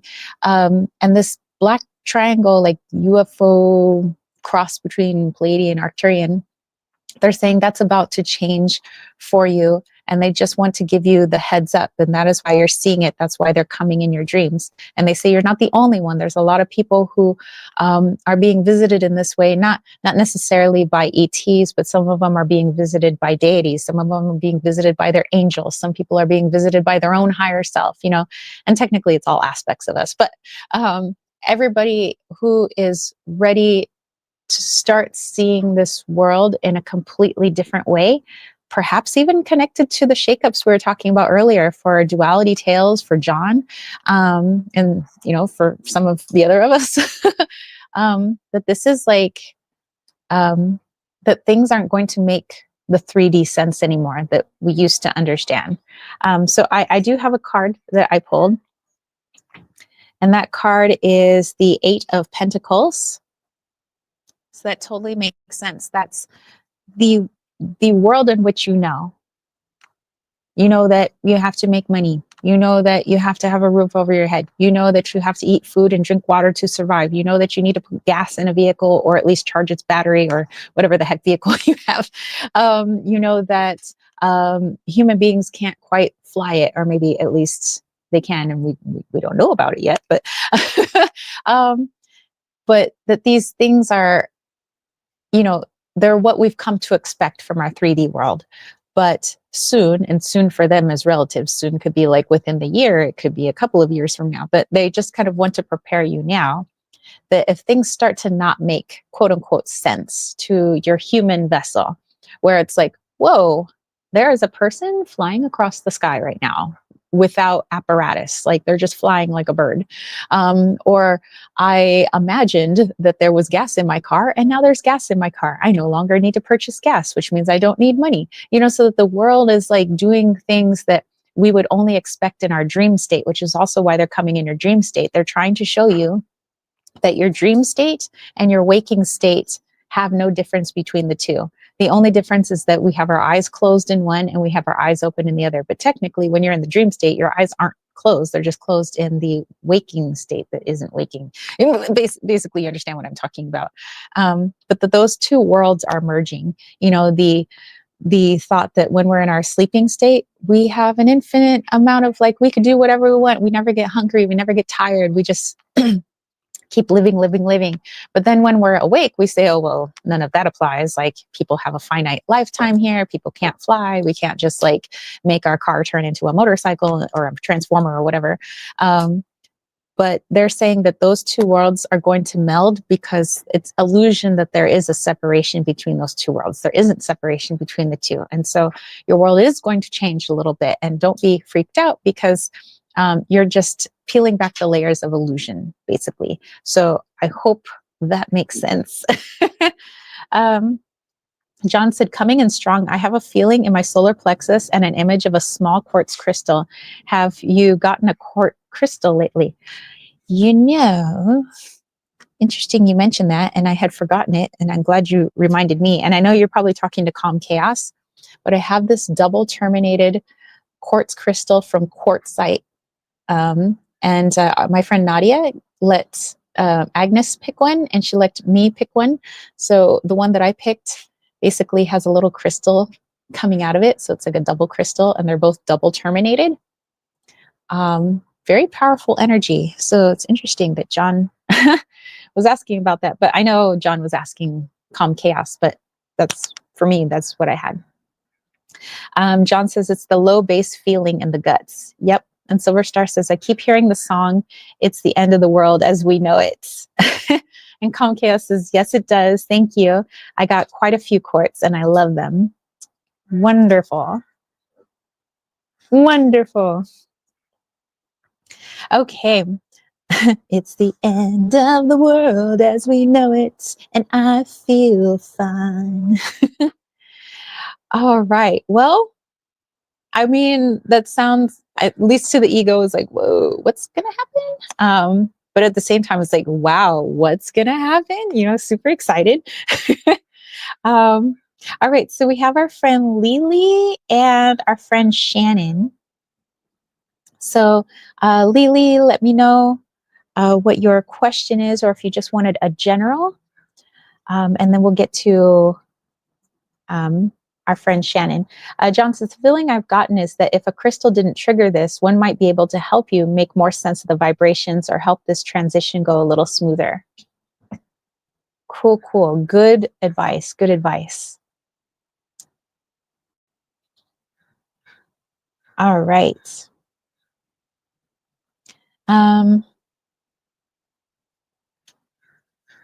Oh, that's right. Lily was talking before about suggestions about how to connect with energy. But I wondered if you had a different question, or if that was the question. I mean, I could always pull a card on it, but I think we gave some suggestions. I think you found them helpful.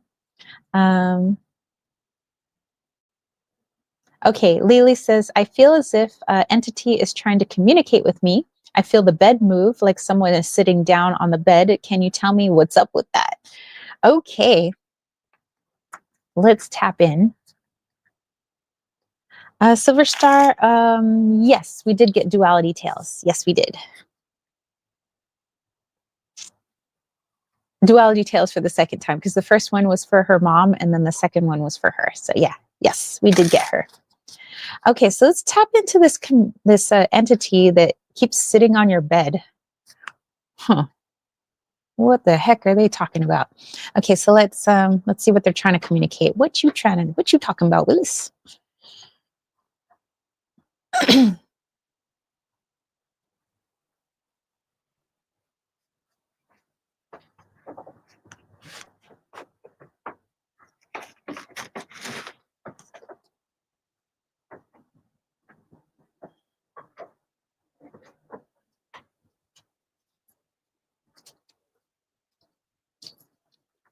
Okay, interesting, Lily. Interesting choice of song for my higher self to relay the message, but it's by the band Cake. This is, okay, we're talking like mid to late 90s here. Going the Distance is the name of the song. He's going the distance. He's going for speed. She's all alone in a time of need. He is racing and pacing and plotting a course. He's racing and pacing and riding on his horse. He's going the distance. He's going for speed. He's going the distance. Ah.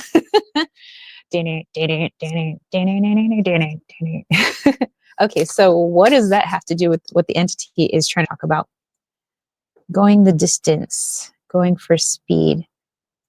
Basically not recognizing that the situation has ended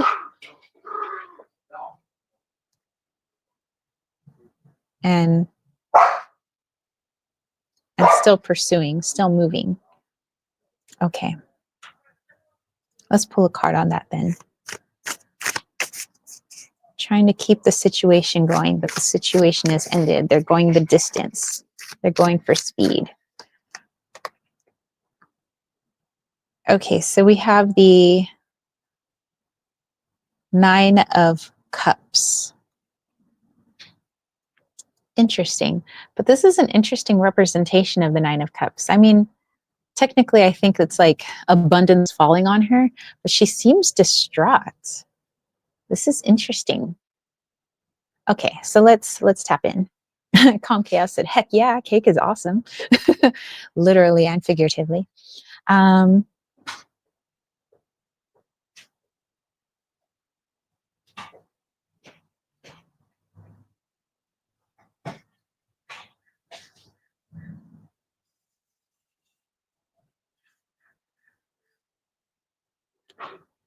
Okay. All right, so going the distance, basically it's just mostly the title of the song. That's what the entity is trying to communicate. That you've always been able to, at least to varying degrees throughout your life, been able to sense spirit in different ways, just like you're sensing it now, like feeling the bed move a little bit, like something sitting down on the bed. And wow, it seems like a lot of your messages are really like overlapping, and that's probably because we are all part of the collective consciousness. But letting you know that that veil for you is really thinning. You know, when people talk about the veil thinning, it thins to varying degrees based on our perspective and what we're prepared for, what we are ready for, or what our soul says we're ready for. And so for you, like I said, to varying degrees, you've been able to sense energy, you've been able to sense entities. Maybe once in a while you catch them out of the corner of your eye, or you see them with your eyeballs. Maybe sometimes you just see them with your third eye, or sometimes you just feel it, like you feel the pressure on the bed, or you might feel it on your skin, or smell the smoke, or, you know, hear things. But the entity is just wanting you to know by its mere presence, like, I'm here, I'm sitting here, like, can you see me? At some point, you're going to fully witness these things, not just me, but everything. Like, and by everything, I mean the varying dimensions, and being able to see them right here in 3D. Maybe not with your own, you know, 2 eyes, because you intuit, we all intuit differently, right? So it might be that you're always hearing spirit, or now you're always feeling them, like not just one, but many. And so to keep this in mind, so that you are reminded to stay grounded, you are reminded to stay in the present moment, and that you at any time could state out loud, or in your mind, probably better to state it out loud, this is my space. You are not allowed in my space. You know, if you are feeling uncomfortable with these beings. Maybe you're not feeling uncomfortable, but sometimes, like, you don't want them in your space. So you have to claim your space, just like you would as if, you know, a neighbor was being nosy. You wouldn't just like let that neighbor keep coming over it. If they made you feel uncomfortable, you'd say, hey, I don't have time for you right now, but thank you so much for showing up, but perhaps another time, but not right now. And so that neighbor will go away. Same thing with entities. They're just beings without bodies, but they're still beings, just like your neighbor is a being. So you would tell them, hey, I recognize you. I see that you're here, but I don't have time for you right now. I would like you to leave. You will leave right now. Be very authoritative in your voice. You will leave right now. This is my space. I do not want you here. Instead of, well, it would be kind of nice if you left now, or I kind of don't want you here right now. Otherwise, that makes it's like a a non-clear message, and energy speaks in a very clear way. So for them, it would be like, oh, well, she kind of doesn't want us here, but also maybe means she kind of does want us here. So that's for if they're making you uncomfortable. If you want them there, cool.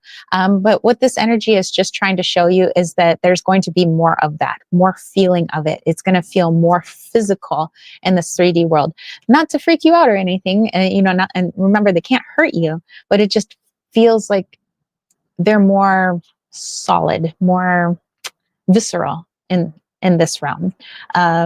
As time goes on in this year, because this is a very pivotal year for a lot of us. A lot of us, our lives are going to get shook up in a way where we see the whole freaking 3D world differently if we haven't done so already.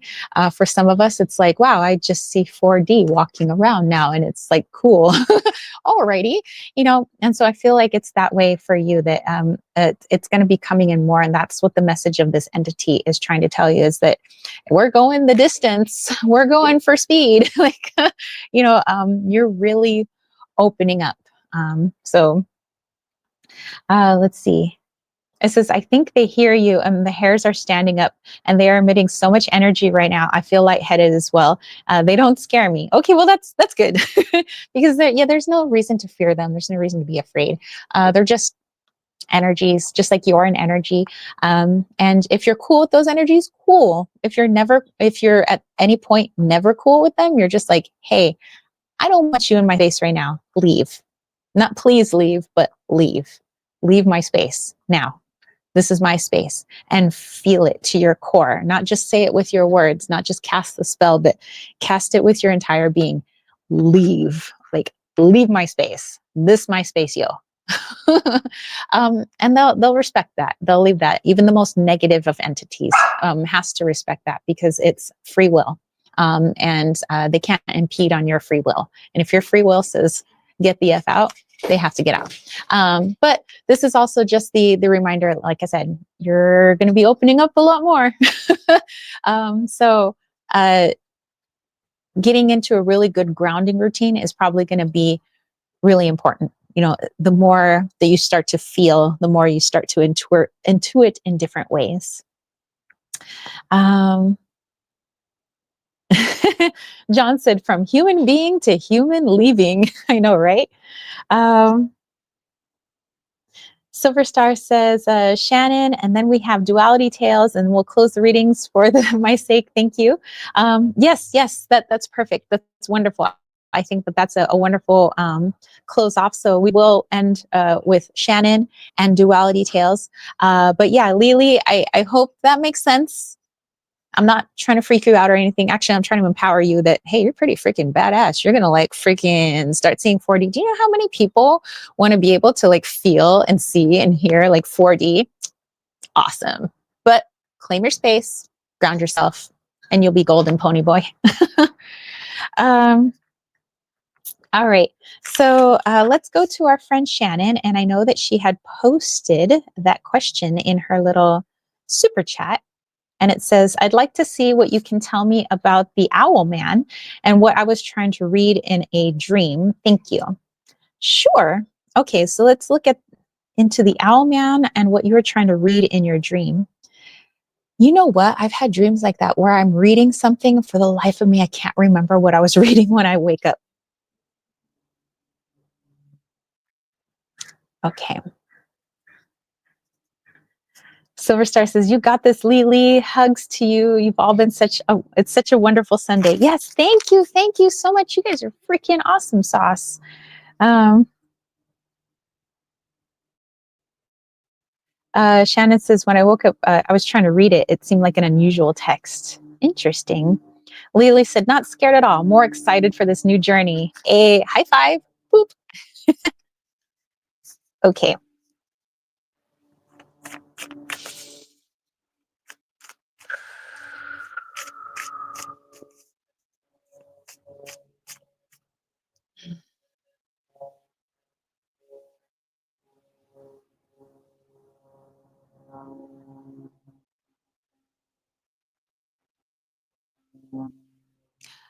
It's interesting. I'm trying to see it through your eyes, the text that you're seeing, but it actually doesn't like make syntactical sense. in the 3D sense. So what I'm trying to do is read it from the vibrational sense. Even though I see letters and I see words and I see that it's making a sentence and that was what you were reading in your dream, it's more the translation of the vibration into your being than it was you trying to physically read something, if that makes sense. It's like when we did the meditation last week and we had to speak with our vibrational name rather than the name that we were given. So it's more of a sound and not a word, really, not letters and words. So what you were trying to read is like your ego mind was trying to take a vibration and turn it into letters and words in a sentence, but it doesn't make sense that way, which is why it has to come through as a vibration. Now, the owl man, which is connected to knowledge and understanding, is coming forward with this. It's like you're reading in new ways, basically, instead of reading from books, learning from the internet, learning from what you hear. You're starting to learn from vibration. You just know. You just feel it in your core. It's no longer what you saw in your dream, but how the dream resonated with you, how it felt, how it vibrated with you. You're beginning to speak in vibration. So let's look at this actual text and try to translate what it meant in vibration, not in words.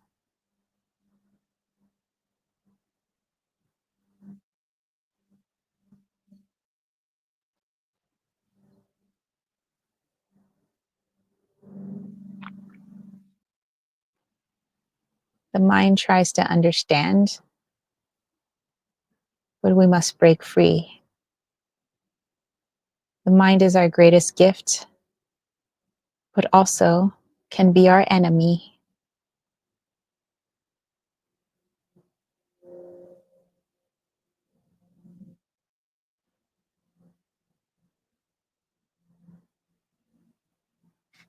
Okay, Shannon, what I was feeling, again, like I said, our readings, although are not exactly the same, you know, we all have different stuff going on in our lives, but it seems like each of us are having a big shift. You know, duality tales, John, you know, we have a knowledge harvester or time harvest, now time harvest. And, you know, all of our friends at Lily, everybody that we've been reading for, they're, even Kitty, you know, that there's this big change that's occurring for us. And what it looks like looks differently for each of us. For some, it's like, whoa, my intuition is having an explosion and I'm totally walking amongst the 4D. For some people, it's like, whoa, I totally want to build my confidence and I want to grow my consciousness. So I'm like calling in this like derailed train, you know? And for you, it's a bringing in situations and people. This is what the owl man is saying. And this is kind of the message that was coming through the blah, blah, blah, that didn't quite make sense when you were reading it in your dream. And that's why it's really hard to remember. And that's why it was hard to figure out. It's because it was vibration speaking, not actual words. But translated is that things that really make your ego say, that's not right. That doesn't make logical sense. Like error does not compute error. That a lot more of that is going to be entering your life, not to confuse you, not to piss you off and be like, wait, that doesn't work. Like, why is this happening? Like, why would people do that? Like, that doesn't make logical sense. Like that is merely because of that. It's time to like really like shake up that ego. Not to destroy, not to be mean to it or anything, because it's time to reprogram it. It's time for the higher self truly to step in at the wheel. And yes, sometimes I know that, you know, sometimes our ego has to take wheel because we're like actually driving or we go to work. But you know what? The higher self knows how to drive. It knows how to freaking fly. So of course it knows how to drive. It knows how to do our day-to-day jobs. It knows how to do all that stuff. It's a multi-dimensional being. It knows how to do all that stuff. We don't actually need the ego to do that. But the ego thinks it needs us, or it thinks we need it, you know, so there's going to be a lot of things entering your life that are going to make you go, but that does not compute. That does error. Like, no, that doesn't work. But that's so we can go in and say, okay, so why did this upset my ego so much? Why is it so angry right now? Why is it like going like, that doesn't make sense? Why? Why doesn't it make sense? You know, why would it be so bad if people could fly? Why would it be so bad if you could just manifest gasoline in your car? Why would it be so bad if we could just decide that we're 10 feet tall now? Like, why would that be so bad? You know, why does that freak out the ego so much? If we just saw aliens walking around in our world, why would that be so bad? So this is a wonderful opportunity to, again, you know, go in when this comes up where you're like, nope, doesn't compute. No, it's not logical. This does not make sense. Okay, why is my ego rebelling right now? Why is it saying it doesn't make sense? Why is it like very passionate about like, make it go away, make it make sense? We just got to go in and listen to it. Say, okay, I see you're freaking out and you're very angry that you saw something happen that looked like it was impossible to happen. So why? Let's just like take a little look at why. And you go in and, you know, maybe the ego is like, well, because I was programmed this way. And, you know, I was taught that this is impossible. So when I see things that look like that, that doesn't compute, it, you know, makes me fearful. And so I want to protect you. And so I'm trying to get you to think that what you're seeing is impossible. And we should not look into it any further. And you're like, oh, okay, I see what you're trying to do. Thank you very much. I'm going to reprogram you right now because obviously what is happening is happening. So little reprogramming, little forgiveness, little love, little healing. And so that's just the message, you know, going forward is working on it that way. That's really the text that you're reading was just like letting you know that you are speaking in vibration now. Yes, that may not make sense to the ego sometimes. And I'm not saying that you're all ego. That's what I'm saying. I'm saying we all have an ego. So it gets confused from time to time. It wants to protect us from, you know, here and there. So just know that there are more instances. Let me just pull a card too. There's going to be more instances where things aren't going to make logical sense, but somehow they're going to be happening. So to go in and help your ego to deal with it by rewiring it, reprogramming it. And that's what the Owl Man is trying to help you with, is the different perspective of the knowledge that you're receiving. Ooh, and our card went flying out. And that card is the Five of Wands. That makes sense. The ego's like, no, we gotta fight against this. The higher self is like, but why, brah? Like everything is possible. Wouldn't you want everything to be possible? Why would you want to limit yourself? Why would you want things to always be this way? You know, like science, you know, it's all this way, or mathematics, it's all this way. But why? What if we broke free? What if the impossible happened? Wouldn't that be cool? So the higher self is like, let's go, Shannon. Like, this is going to be great. This is going to be cool. Owl Man's like, you got this. Let's see. Let me go back to what you guys were saying. Shannon said the Owl Man. John says that makes sense. We found each other because we're resonant. That means we have power to be on our own individual journeys and potentially call things in our smaller collective. And Lily said, like an owl man or with an owl face? And she said, yes, white feathers with black edging. And Shannon said he was majestic and his voice booming but muffled. And that's the vibration coming through. It's not so much words anymore. And Lily says, maybe one of your guides or spirit animals or owls, wise.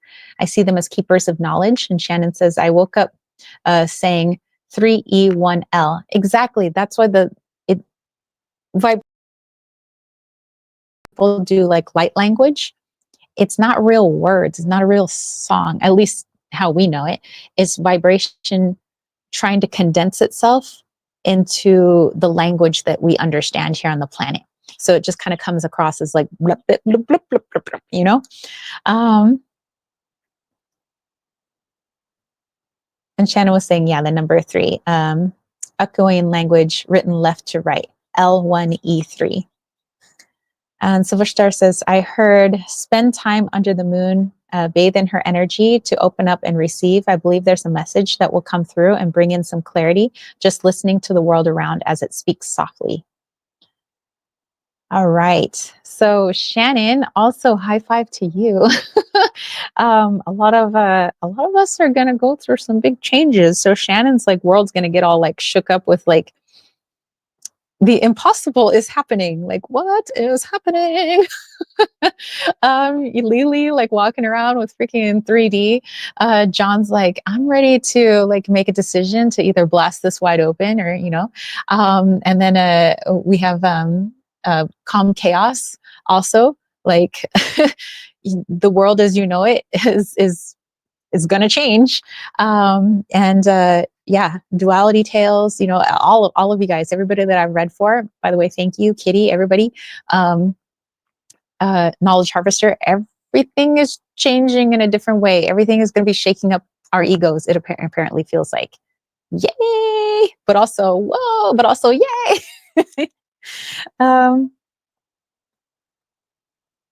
John said, interesting. And Duality Tales says, it's nice to have a message I can share with those closest to me so I can give them their messages too.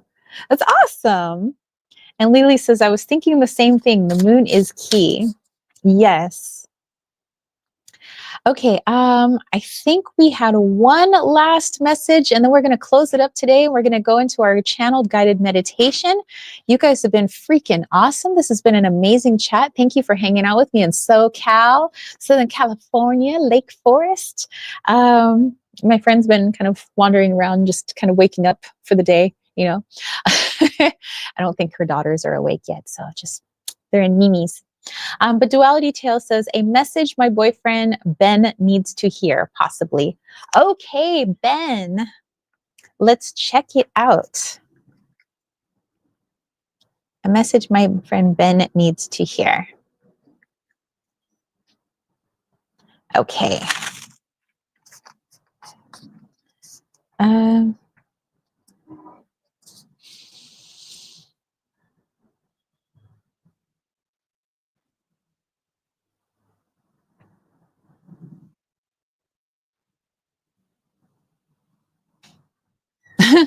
Okay. Oh my gosh. I never really even was into this group, but this is the song coming through, Doo Wop by Hanson. Doo Wop, boo, boo, boo, doo wop, doo wop, do, do, do. Okay. Oh, and by the way, we do have one more person. Okay, Costalini, you'll be the absolute last person. So anybody else who's watching the chat, Costalini is the last one. Okay, so Duality Tales. So for Ben, I'm hearing Doo Wop by Hanson. I don't know why. So we're gonna pull a card on that. Duality Tales says, let's make him a believer. Okay. Do do do do.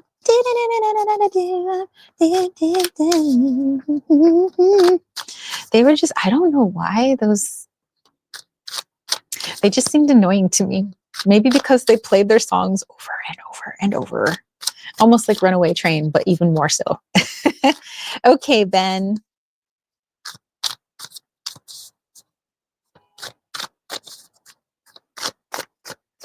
All right, Ben, you got the King of Cups. All right, let's see how that connects to freaking Hanson and freaking Doo Wop.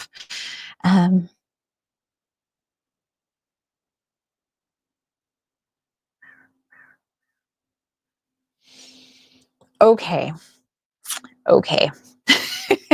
This is a very, okay. So the Hanson song, it's all brothers, right? They're all singing the song. And that particular song in the video, like they all seem like so like squeaky clean, and it's like all like, yay, it's happy, we're all like do, you know, it's all like, oh, sunshine and rainbows, and it's like so saccharine sweet. And but yet they're masculine, right? So for Ben, this is just a reminder that you can be in your heart space, You can have emotion. We all have emotion. That's what makes us human beings. We have a gamut of emotions, from happy to sad to angry to elated. Like we have so many emotions, so many words for those emotions, because the emotions are a vibration, right? So we're meant to feel. That's why we're in these human bodies. We're meant to feel. But somewhere along the way, in certain cultures, they tell the divine masculine that feeling is for the divine feminine, and doing and rigidity and feeling nothing is for the divine masculine.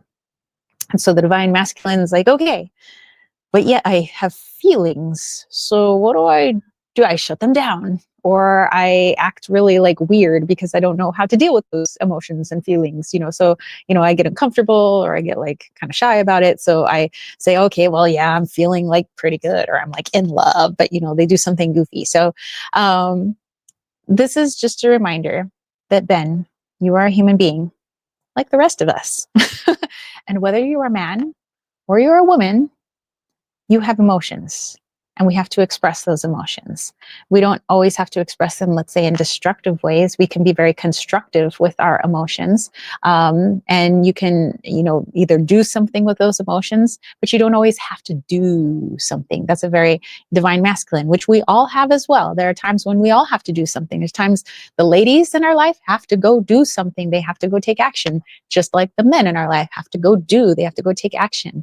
But just like women learn to receive, they have to receive, the abundance that comes into their lives, the love that comes into their lives, the love from Ben, the joy that comes into their lives. Men have to learn to do that too. Learn to receive the love from the ladies in their life, and from their guy friends, and from their family. Learn to receive the abundance, learn to receive joy.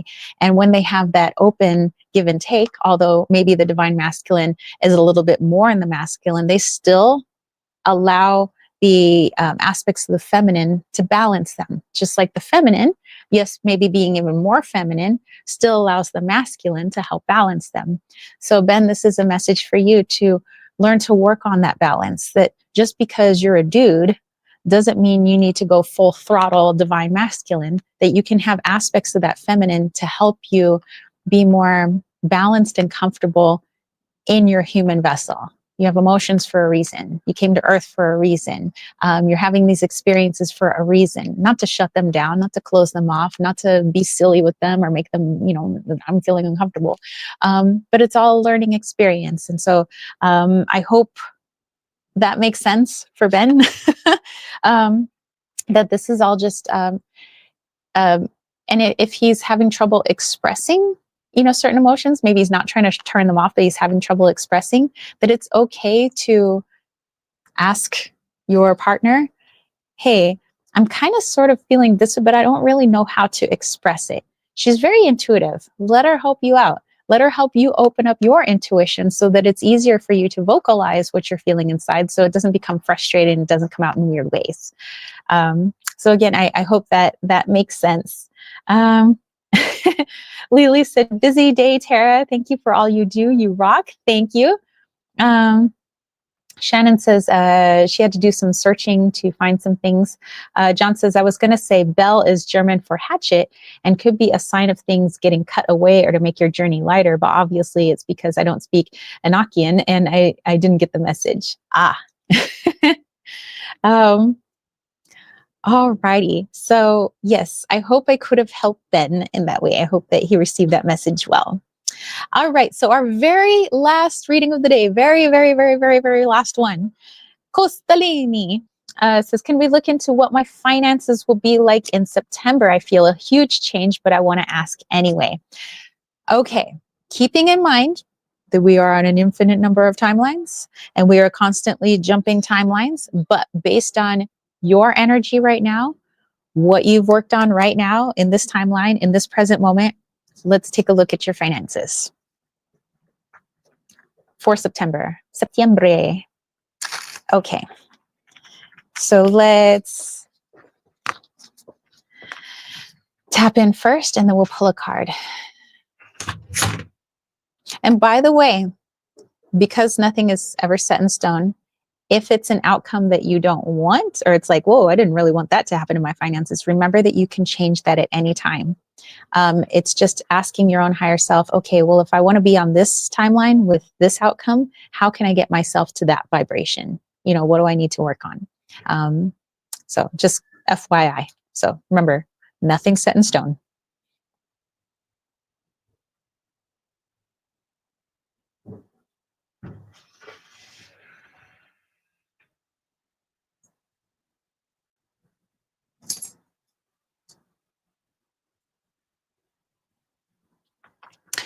Okay.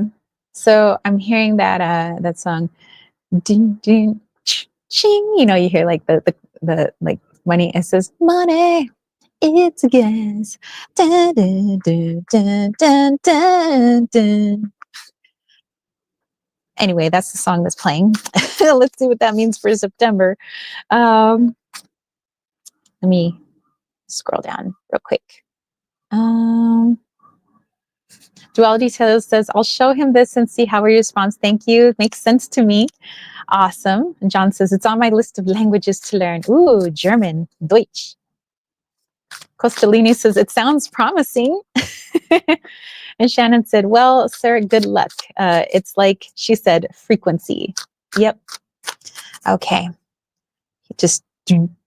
Like, I just keep hearing like the ching, ching. Money. Na, na, na. Dun, dun, dun, dun, dun, dun, dun, dun, dun, dun, dun, dun.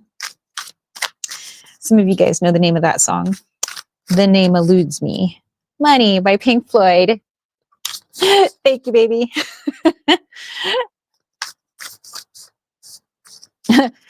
John's like, it's Enochian.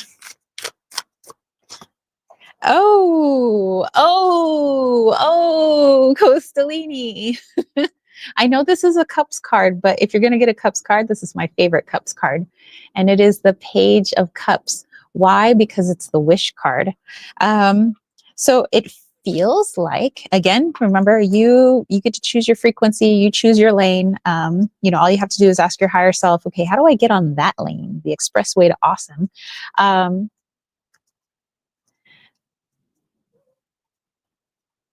With the wish card, I feel like you are in an energy where, what are you chewing on? Okay, chewing on a bone, that's okay. I feel like you're in an energy where you're ready for some shake up in abundance, but perhaps in an abundance in a way that is outside of the 3D. This doesn't mean that you can't receive 3D abundance, which comes in the form of money, and sometimes just people are like gifting you things like, hey, here's this. But sometimes we get like an abundance of friends, we get an abundance of knowledge, we get an abundance in soul growth and things like that. But you specifically were talking about your finances in September. Sorry, I have an eyelash in my eyeballs. And it feels like something positive, because we think like more money, or at least stability in money. So I do think that there's something positive in that respect coming in September. But you just have to ask yourself why you want that particular outcome. Like, you're already on that fast track to where finances, it's gonna be pretty good, and but why do I want that?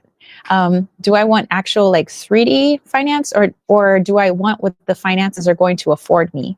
Like, let's say I need a vacation. I want to go on a trip. But to go on a trip, I'm going to need money. I need airfare.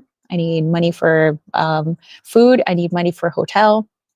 But what if somebody just said, hey, Costalini, I'm going to go to freaking Brazil. You want to come to Brazil with me? Like, you don't have to worry about a thing. I got you. We're going to share a hotel room. We're going to, and you don't have to do anything. Well, then you just manifested a vacation, and you didn't need the money for the airfare. You didn't need the money for the hotel. You didn't need the money for the food. Somehow that just kind of appeared. Somebody came up to you, was like, hey, you want to come to Brazil with me? So let's go to Brazil. So that's what's coming through. It's saying you are on the fast track to where good things could happen financially. where, you know, things are going to be fine. But do you want to go that route where the money is the middleman? Or do you want to go to straight manifesting where like, I would like a steak dinner tonight. Boom. I don't know. For some reason, a door-to-door salesman comes up and says, hey, we're giving everybody free steaks today just to try out stuff for our company. Like, here's a free steak. It's like, what the deuce? So with that wish card, with that page of cups, how do you want those finances to look? That's the thing. um, so that's just kind of like where like the question kind of got thrown at John earlier. This is like the question for you. If knowing that finances are going to change a little bit, but it's going to be pretty good, like in your favor for September, are you actually wanting what those finances can afford? Or wouldn't it be cool to just get it without having the money in the middle?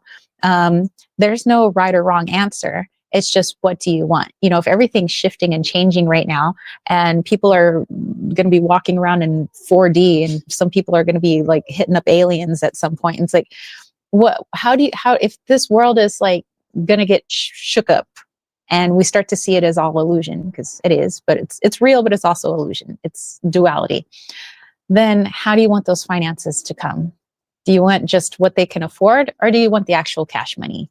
And again, no right or wrong answer. It's just, what do you want for your life's path right now? So hope that makes sense. Shannon says, I only recognize it because I've seen symbols that were familiar looking. From Anakian. Lily said, great job for who's working behind the scenes. Also, Tara, thank you, thank you. That would be Riley. Shannon says, I literally woke up standing up and out of bed saying it weird. And John said, Nine of Cups is also a wish card pulled earlier. It's known as the Dejini card. The Star and Nine of Pentacles are the last two wish cards. I still feel double luck pulled out of the deck of 78. Yep, it's a great sign for us all. And then he said, 1, 2, 3, 4 on the clock. Keep moving forward. Heck yeah.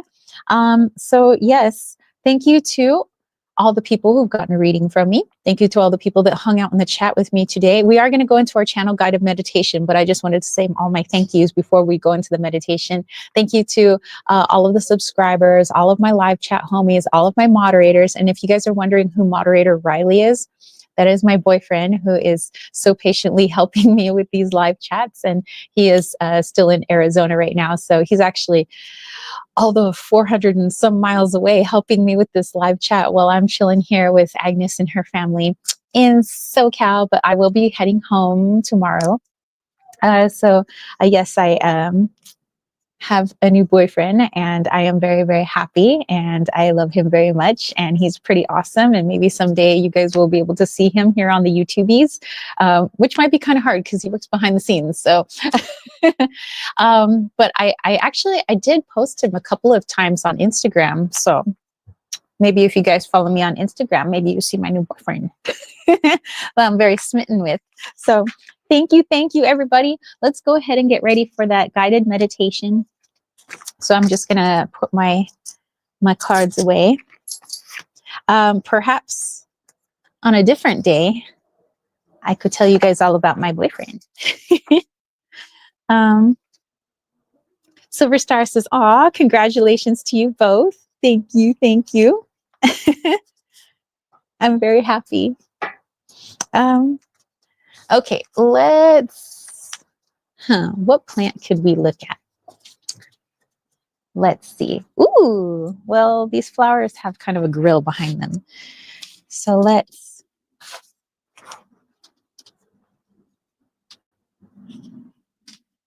maybe, I don't know, maybe we could look at the flowers. I don't know, maybe that's too much junk in the way. No, let's go back and look at these trees. Okay, we'll look at that. John said, hi, Riley. Okay, I'm going to get out of the way. I'm going to leave you guys to stare at these beautiful plants that Agnes has going here. So go ahead and get yourselves into a nice, comfortable space. a place where you will be undisturbed for the next several minutes. You could be laying in your bed, sitting in a chair, lying under your favorite tree, or maybe you're out on your patio, hanging out with your plant babies. Any place that feels calm and comfortable for you.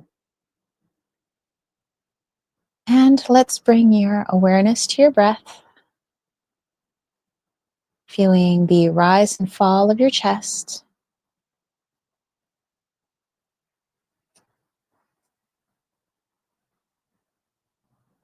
And we're going to feel into the elements that we are and the elements that surround us, so that we are both reminded of our 3D existence, but also our beautiful multi-dimensional existence. The duality of worlds, as within, so without, as above, so below.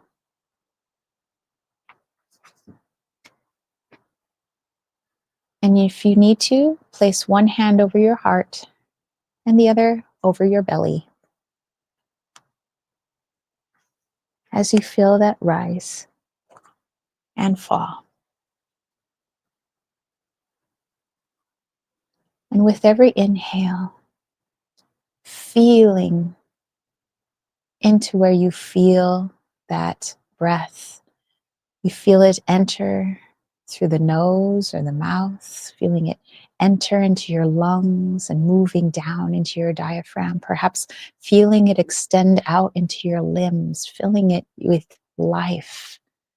You feel full, alive, vivacious. And when you exhale, you feel powerful in that release and the letting go and the old breath, all that no longer suits you. And you're reminded of the wind as you continue the breathing in this fashion, breathing in the life, letting go of what no longer serves. And this beautiful inhale and exhale that we take, we're reminded of the inhales and the exhales of Gaia herself. With the winds, she can bring change. She releases the seeds from one plant into another so that they may grow life. She moves around the breath that is needed for those to take in. And those that release their breaths, she moves it yet to another so that it may be transmuted and turned into something life-giving. And so whether the wind is a subtle breeze or hurricane force, it is no different than what happens within our own body. Sometimes we breathe hard when we are upset or we exert ourselves. Sometimes it's a gentle breath as we are deep in REM sleep. But we are the wind. We are Gaia. And we think about the blood that moves within our body, our wonderful heart pumping that blood from head to toe, feeling it move now, moving around and around and around. Just like the many canals and waterways, the flow of the ocean, moving around and around, creating new pathways. And sometimes our blood pressure rises. Sometimes our heart beats fast and we need more of it to rush through our system. Just like the oceans rise from time to time, the rivers rise, flooding what needs to be flooded. Where one sees destruction, another sees life. And sometimes it is but a trickle. It is only gentle as we lay in repose. And so too, we see that in our creeks. And we are the waterways right here in our very own body.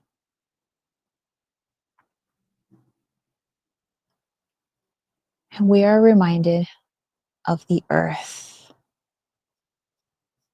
the hair on your head, your fingernails, your skin, and how all of this organic material breaks down and becomes one with the earth upon your vessel's departure. And that from that earth, your mother was born, your father was born, and from those two aspects of earth, you were born. Your skin is Gaia's skin. Your hair is Gaia's hair. Your eyes, your teeth, your lips, your nails, all a part of Gaia, and all will return to Gaia. You are the earth. You wear her every day. And lastly, we are reminded of the fire. Sometimes we separate the fire and our spirit, but I like to see them as one and the same. That inner feeling, that inner knowing, that drive that is unexplained, we don't have words for it. We don't have words why we love who we love, why we want to pursue what we want to pursue, why we like the hobbies that we like. They are just things that drive us. That is the fire. And the more we feed it, the greater the fire, the greater the intuition, the greater the soul's feeling, the easier it is to pursue our goals. Just like when we see the fire that we've built outdoors, a beautiful campfire. Sometimes the fire is small, sometimes it rages out of control. But that's no different than a human being. Sometimes it's hard to tap into that passion because the flame feels small. And sometimes it feels like it's burning out of control and I can't help but listen to that passion. And we even feel our insides heating up. Our skin feels hot to the touch because we have fire right inside our very own bodies. Our soul is that fire. We are the earth. We are the elements.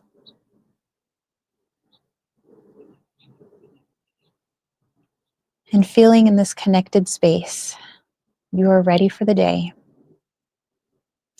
Remembering that you become any aspect of the wind that you wish, any aspect of the earth and the water and the fire that you choose with something very special, your own free will.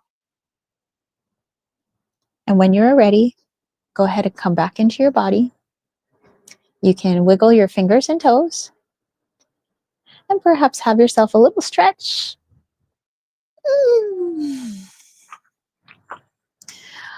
All right, you guys.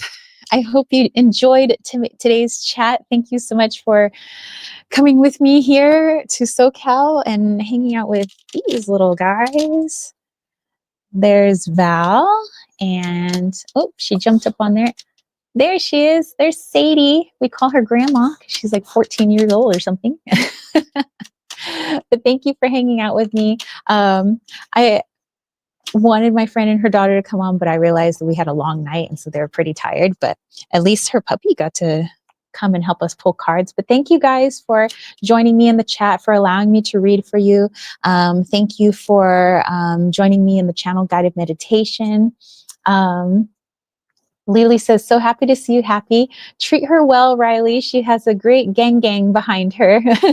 Maybe treat each other well. Thank you. Silver Star says, have a warm, wonderful day full of happiness and love. Know you're getting a big, energetic hug from the universe, making time to play, dance, sing, laugh, love each day. It's a blessing. Thank you, Heather. John says, this was a good one. I'd say it was pretty good. Silver Star says, have a wonderful day, y'all. Hugs and loves to each of you. John said, thank you. Love to you all. All right. Thank you, guys. Have a wonderful rest of your day. Peace, love, and chicken grease. Peace out. Bye, guys. Oh, sorry. She wants to say bye, too. Bye. Whew. Oh, my goodness.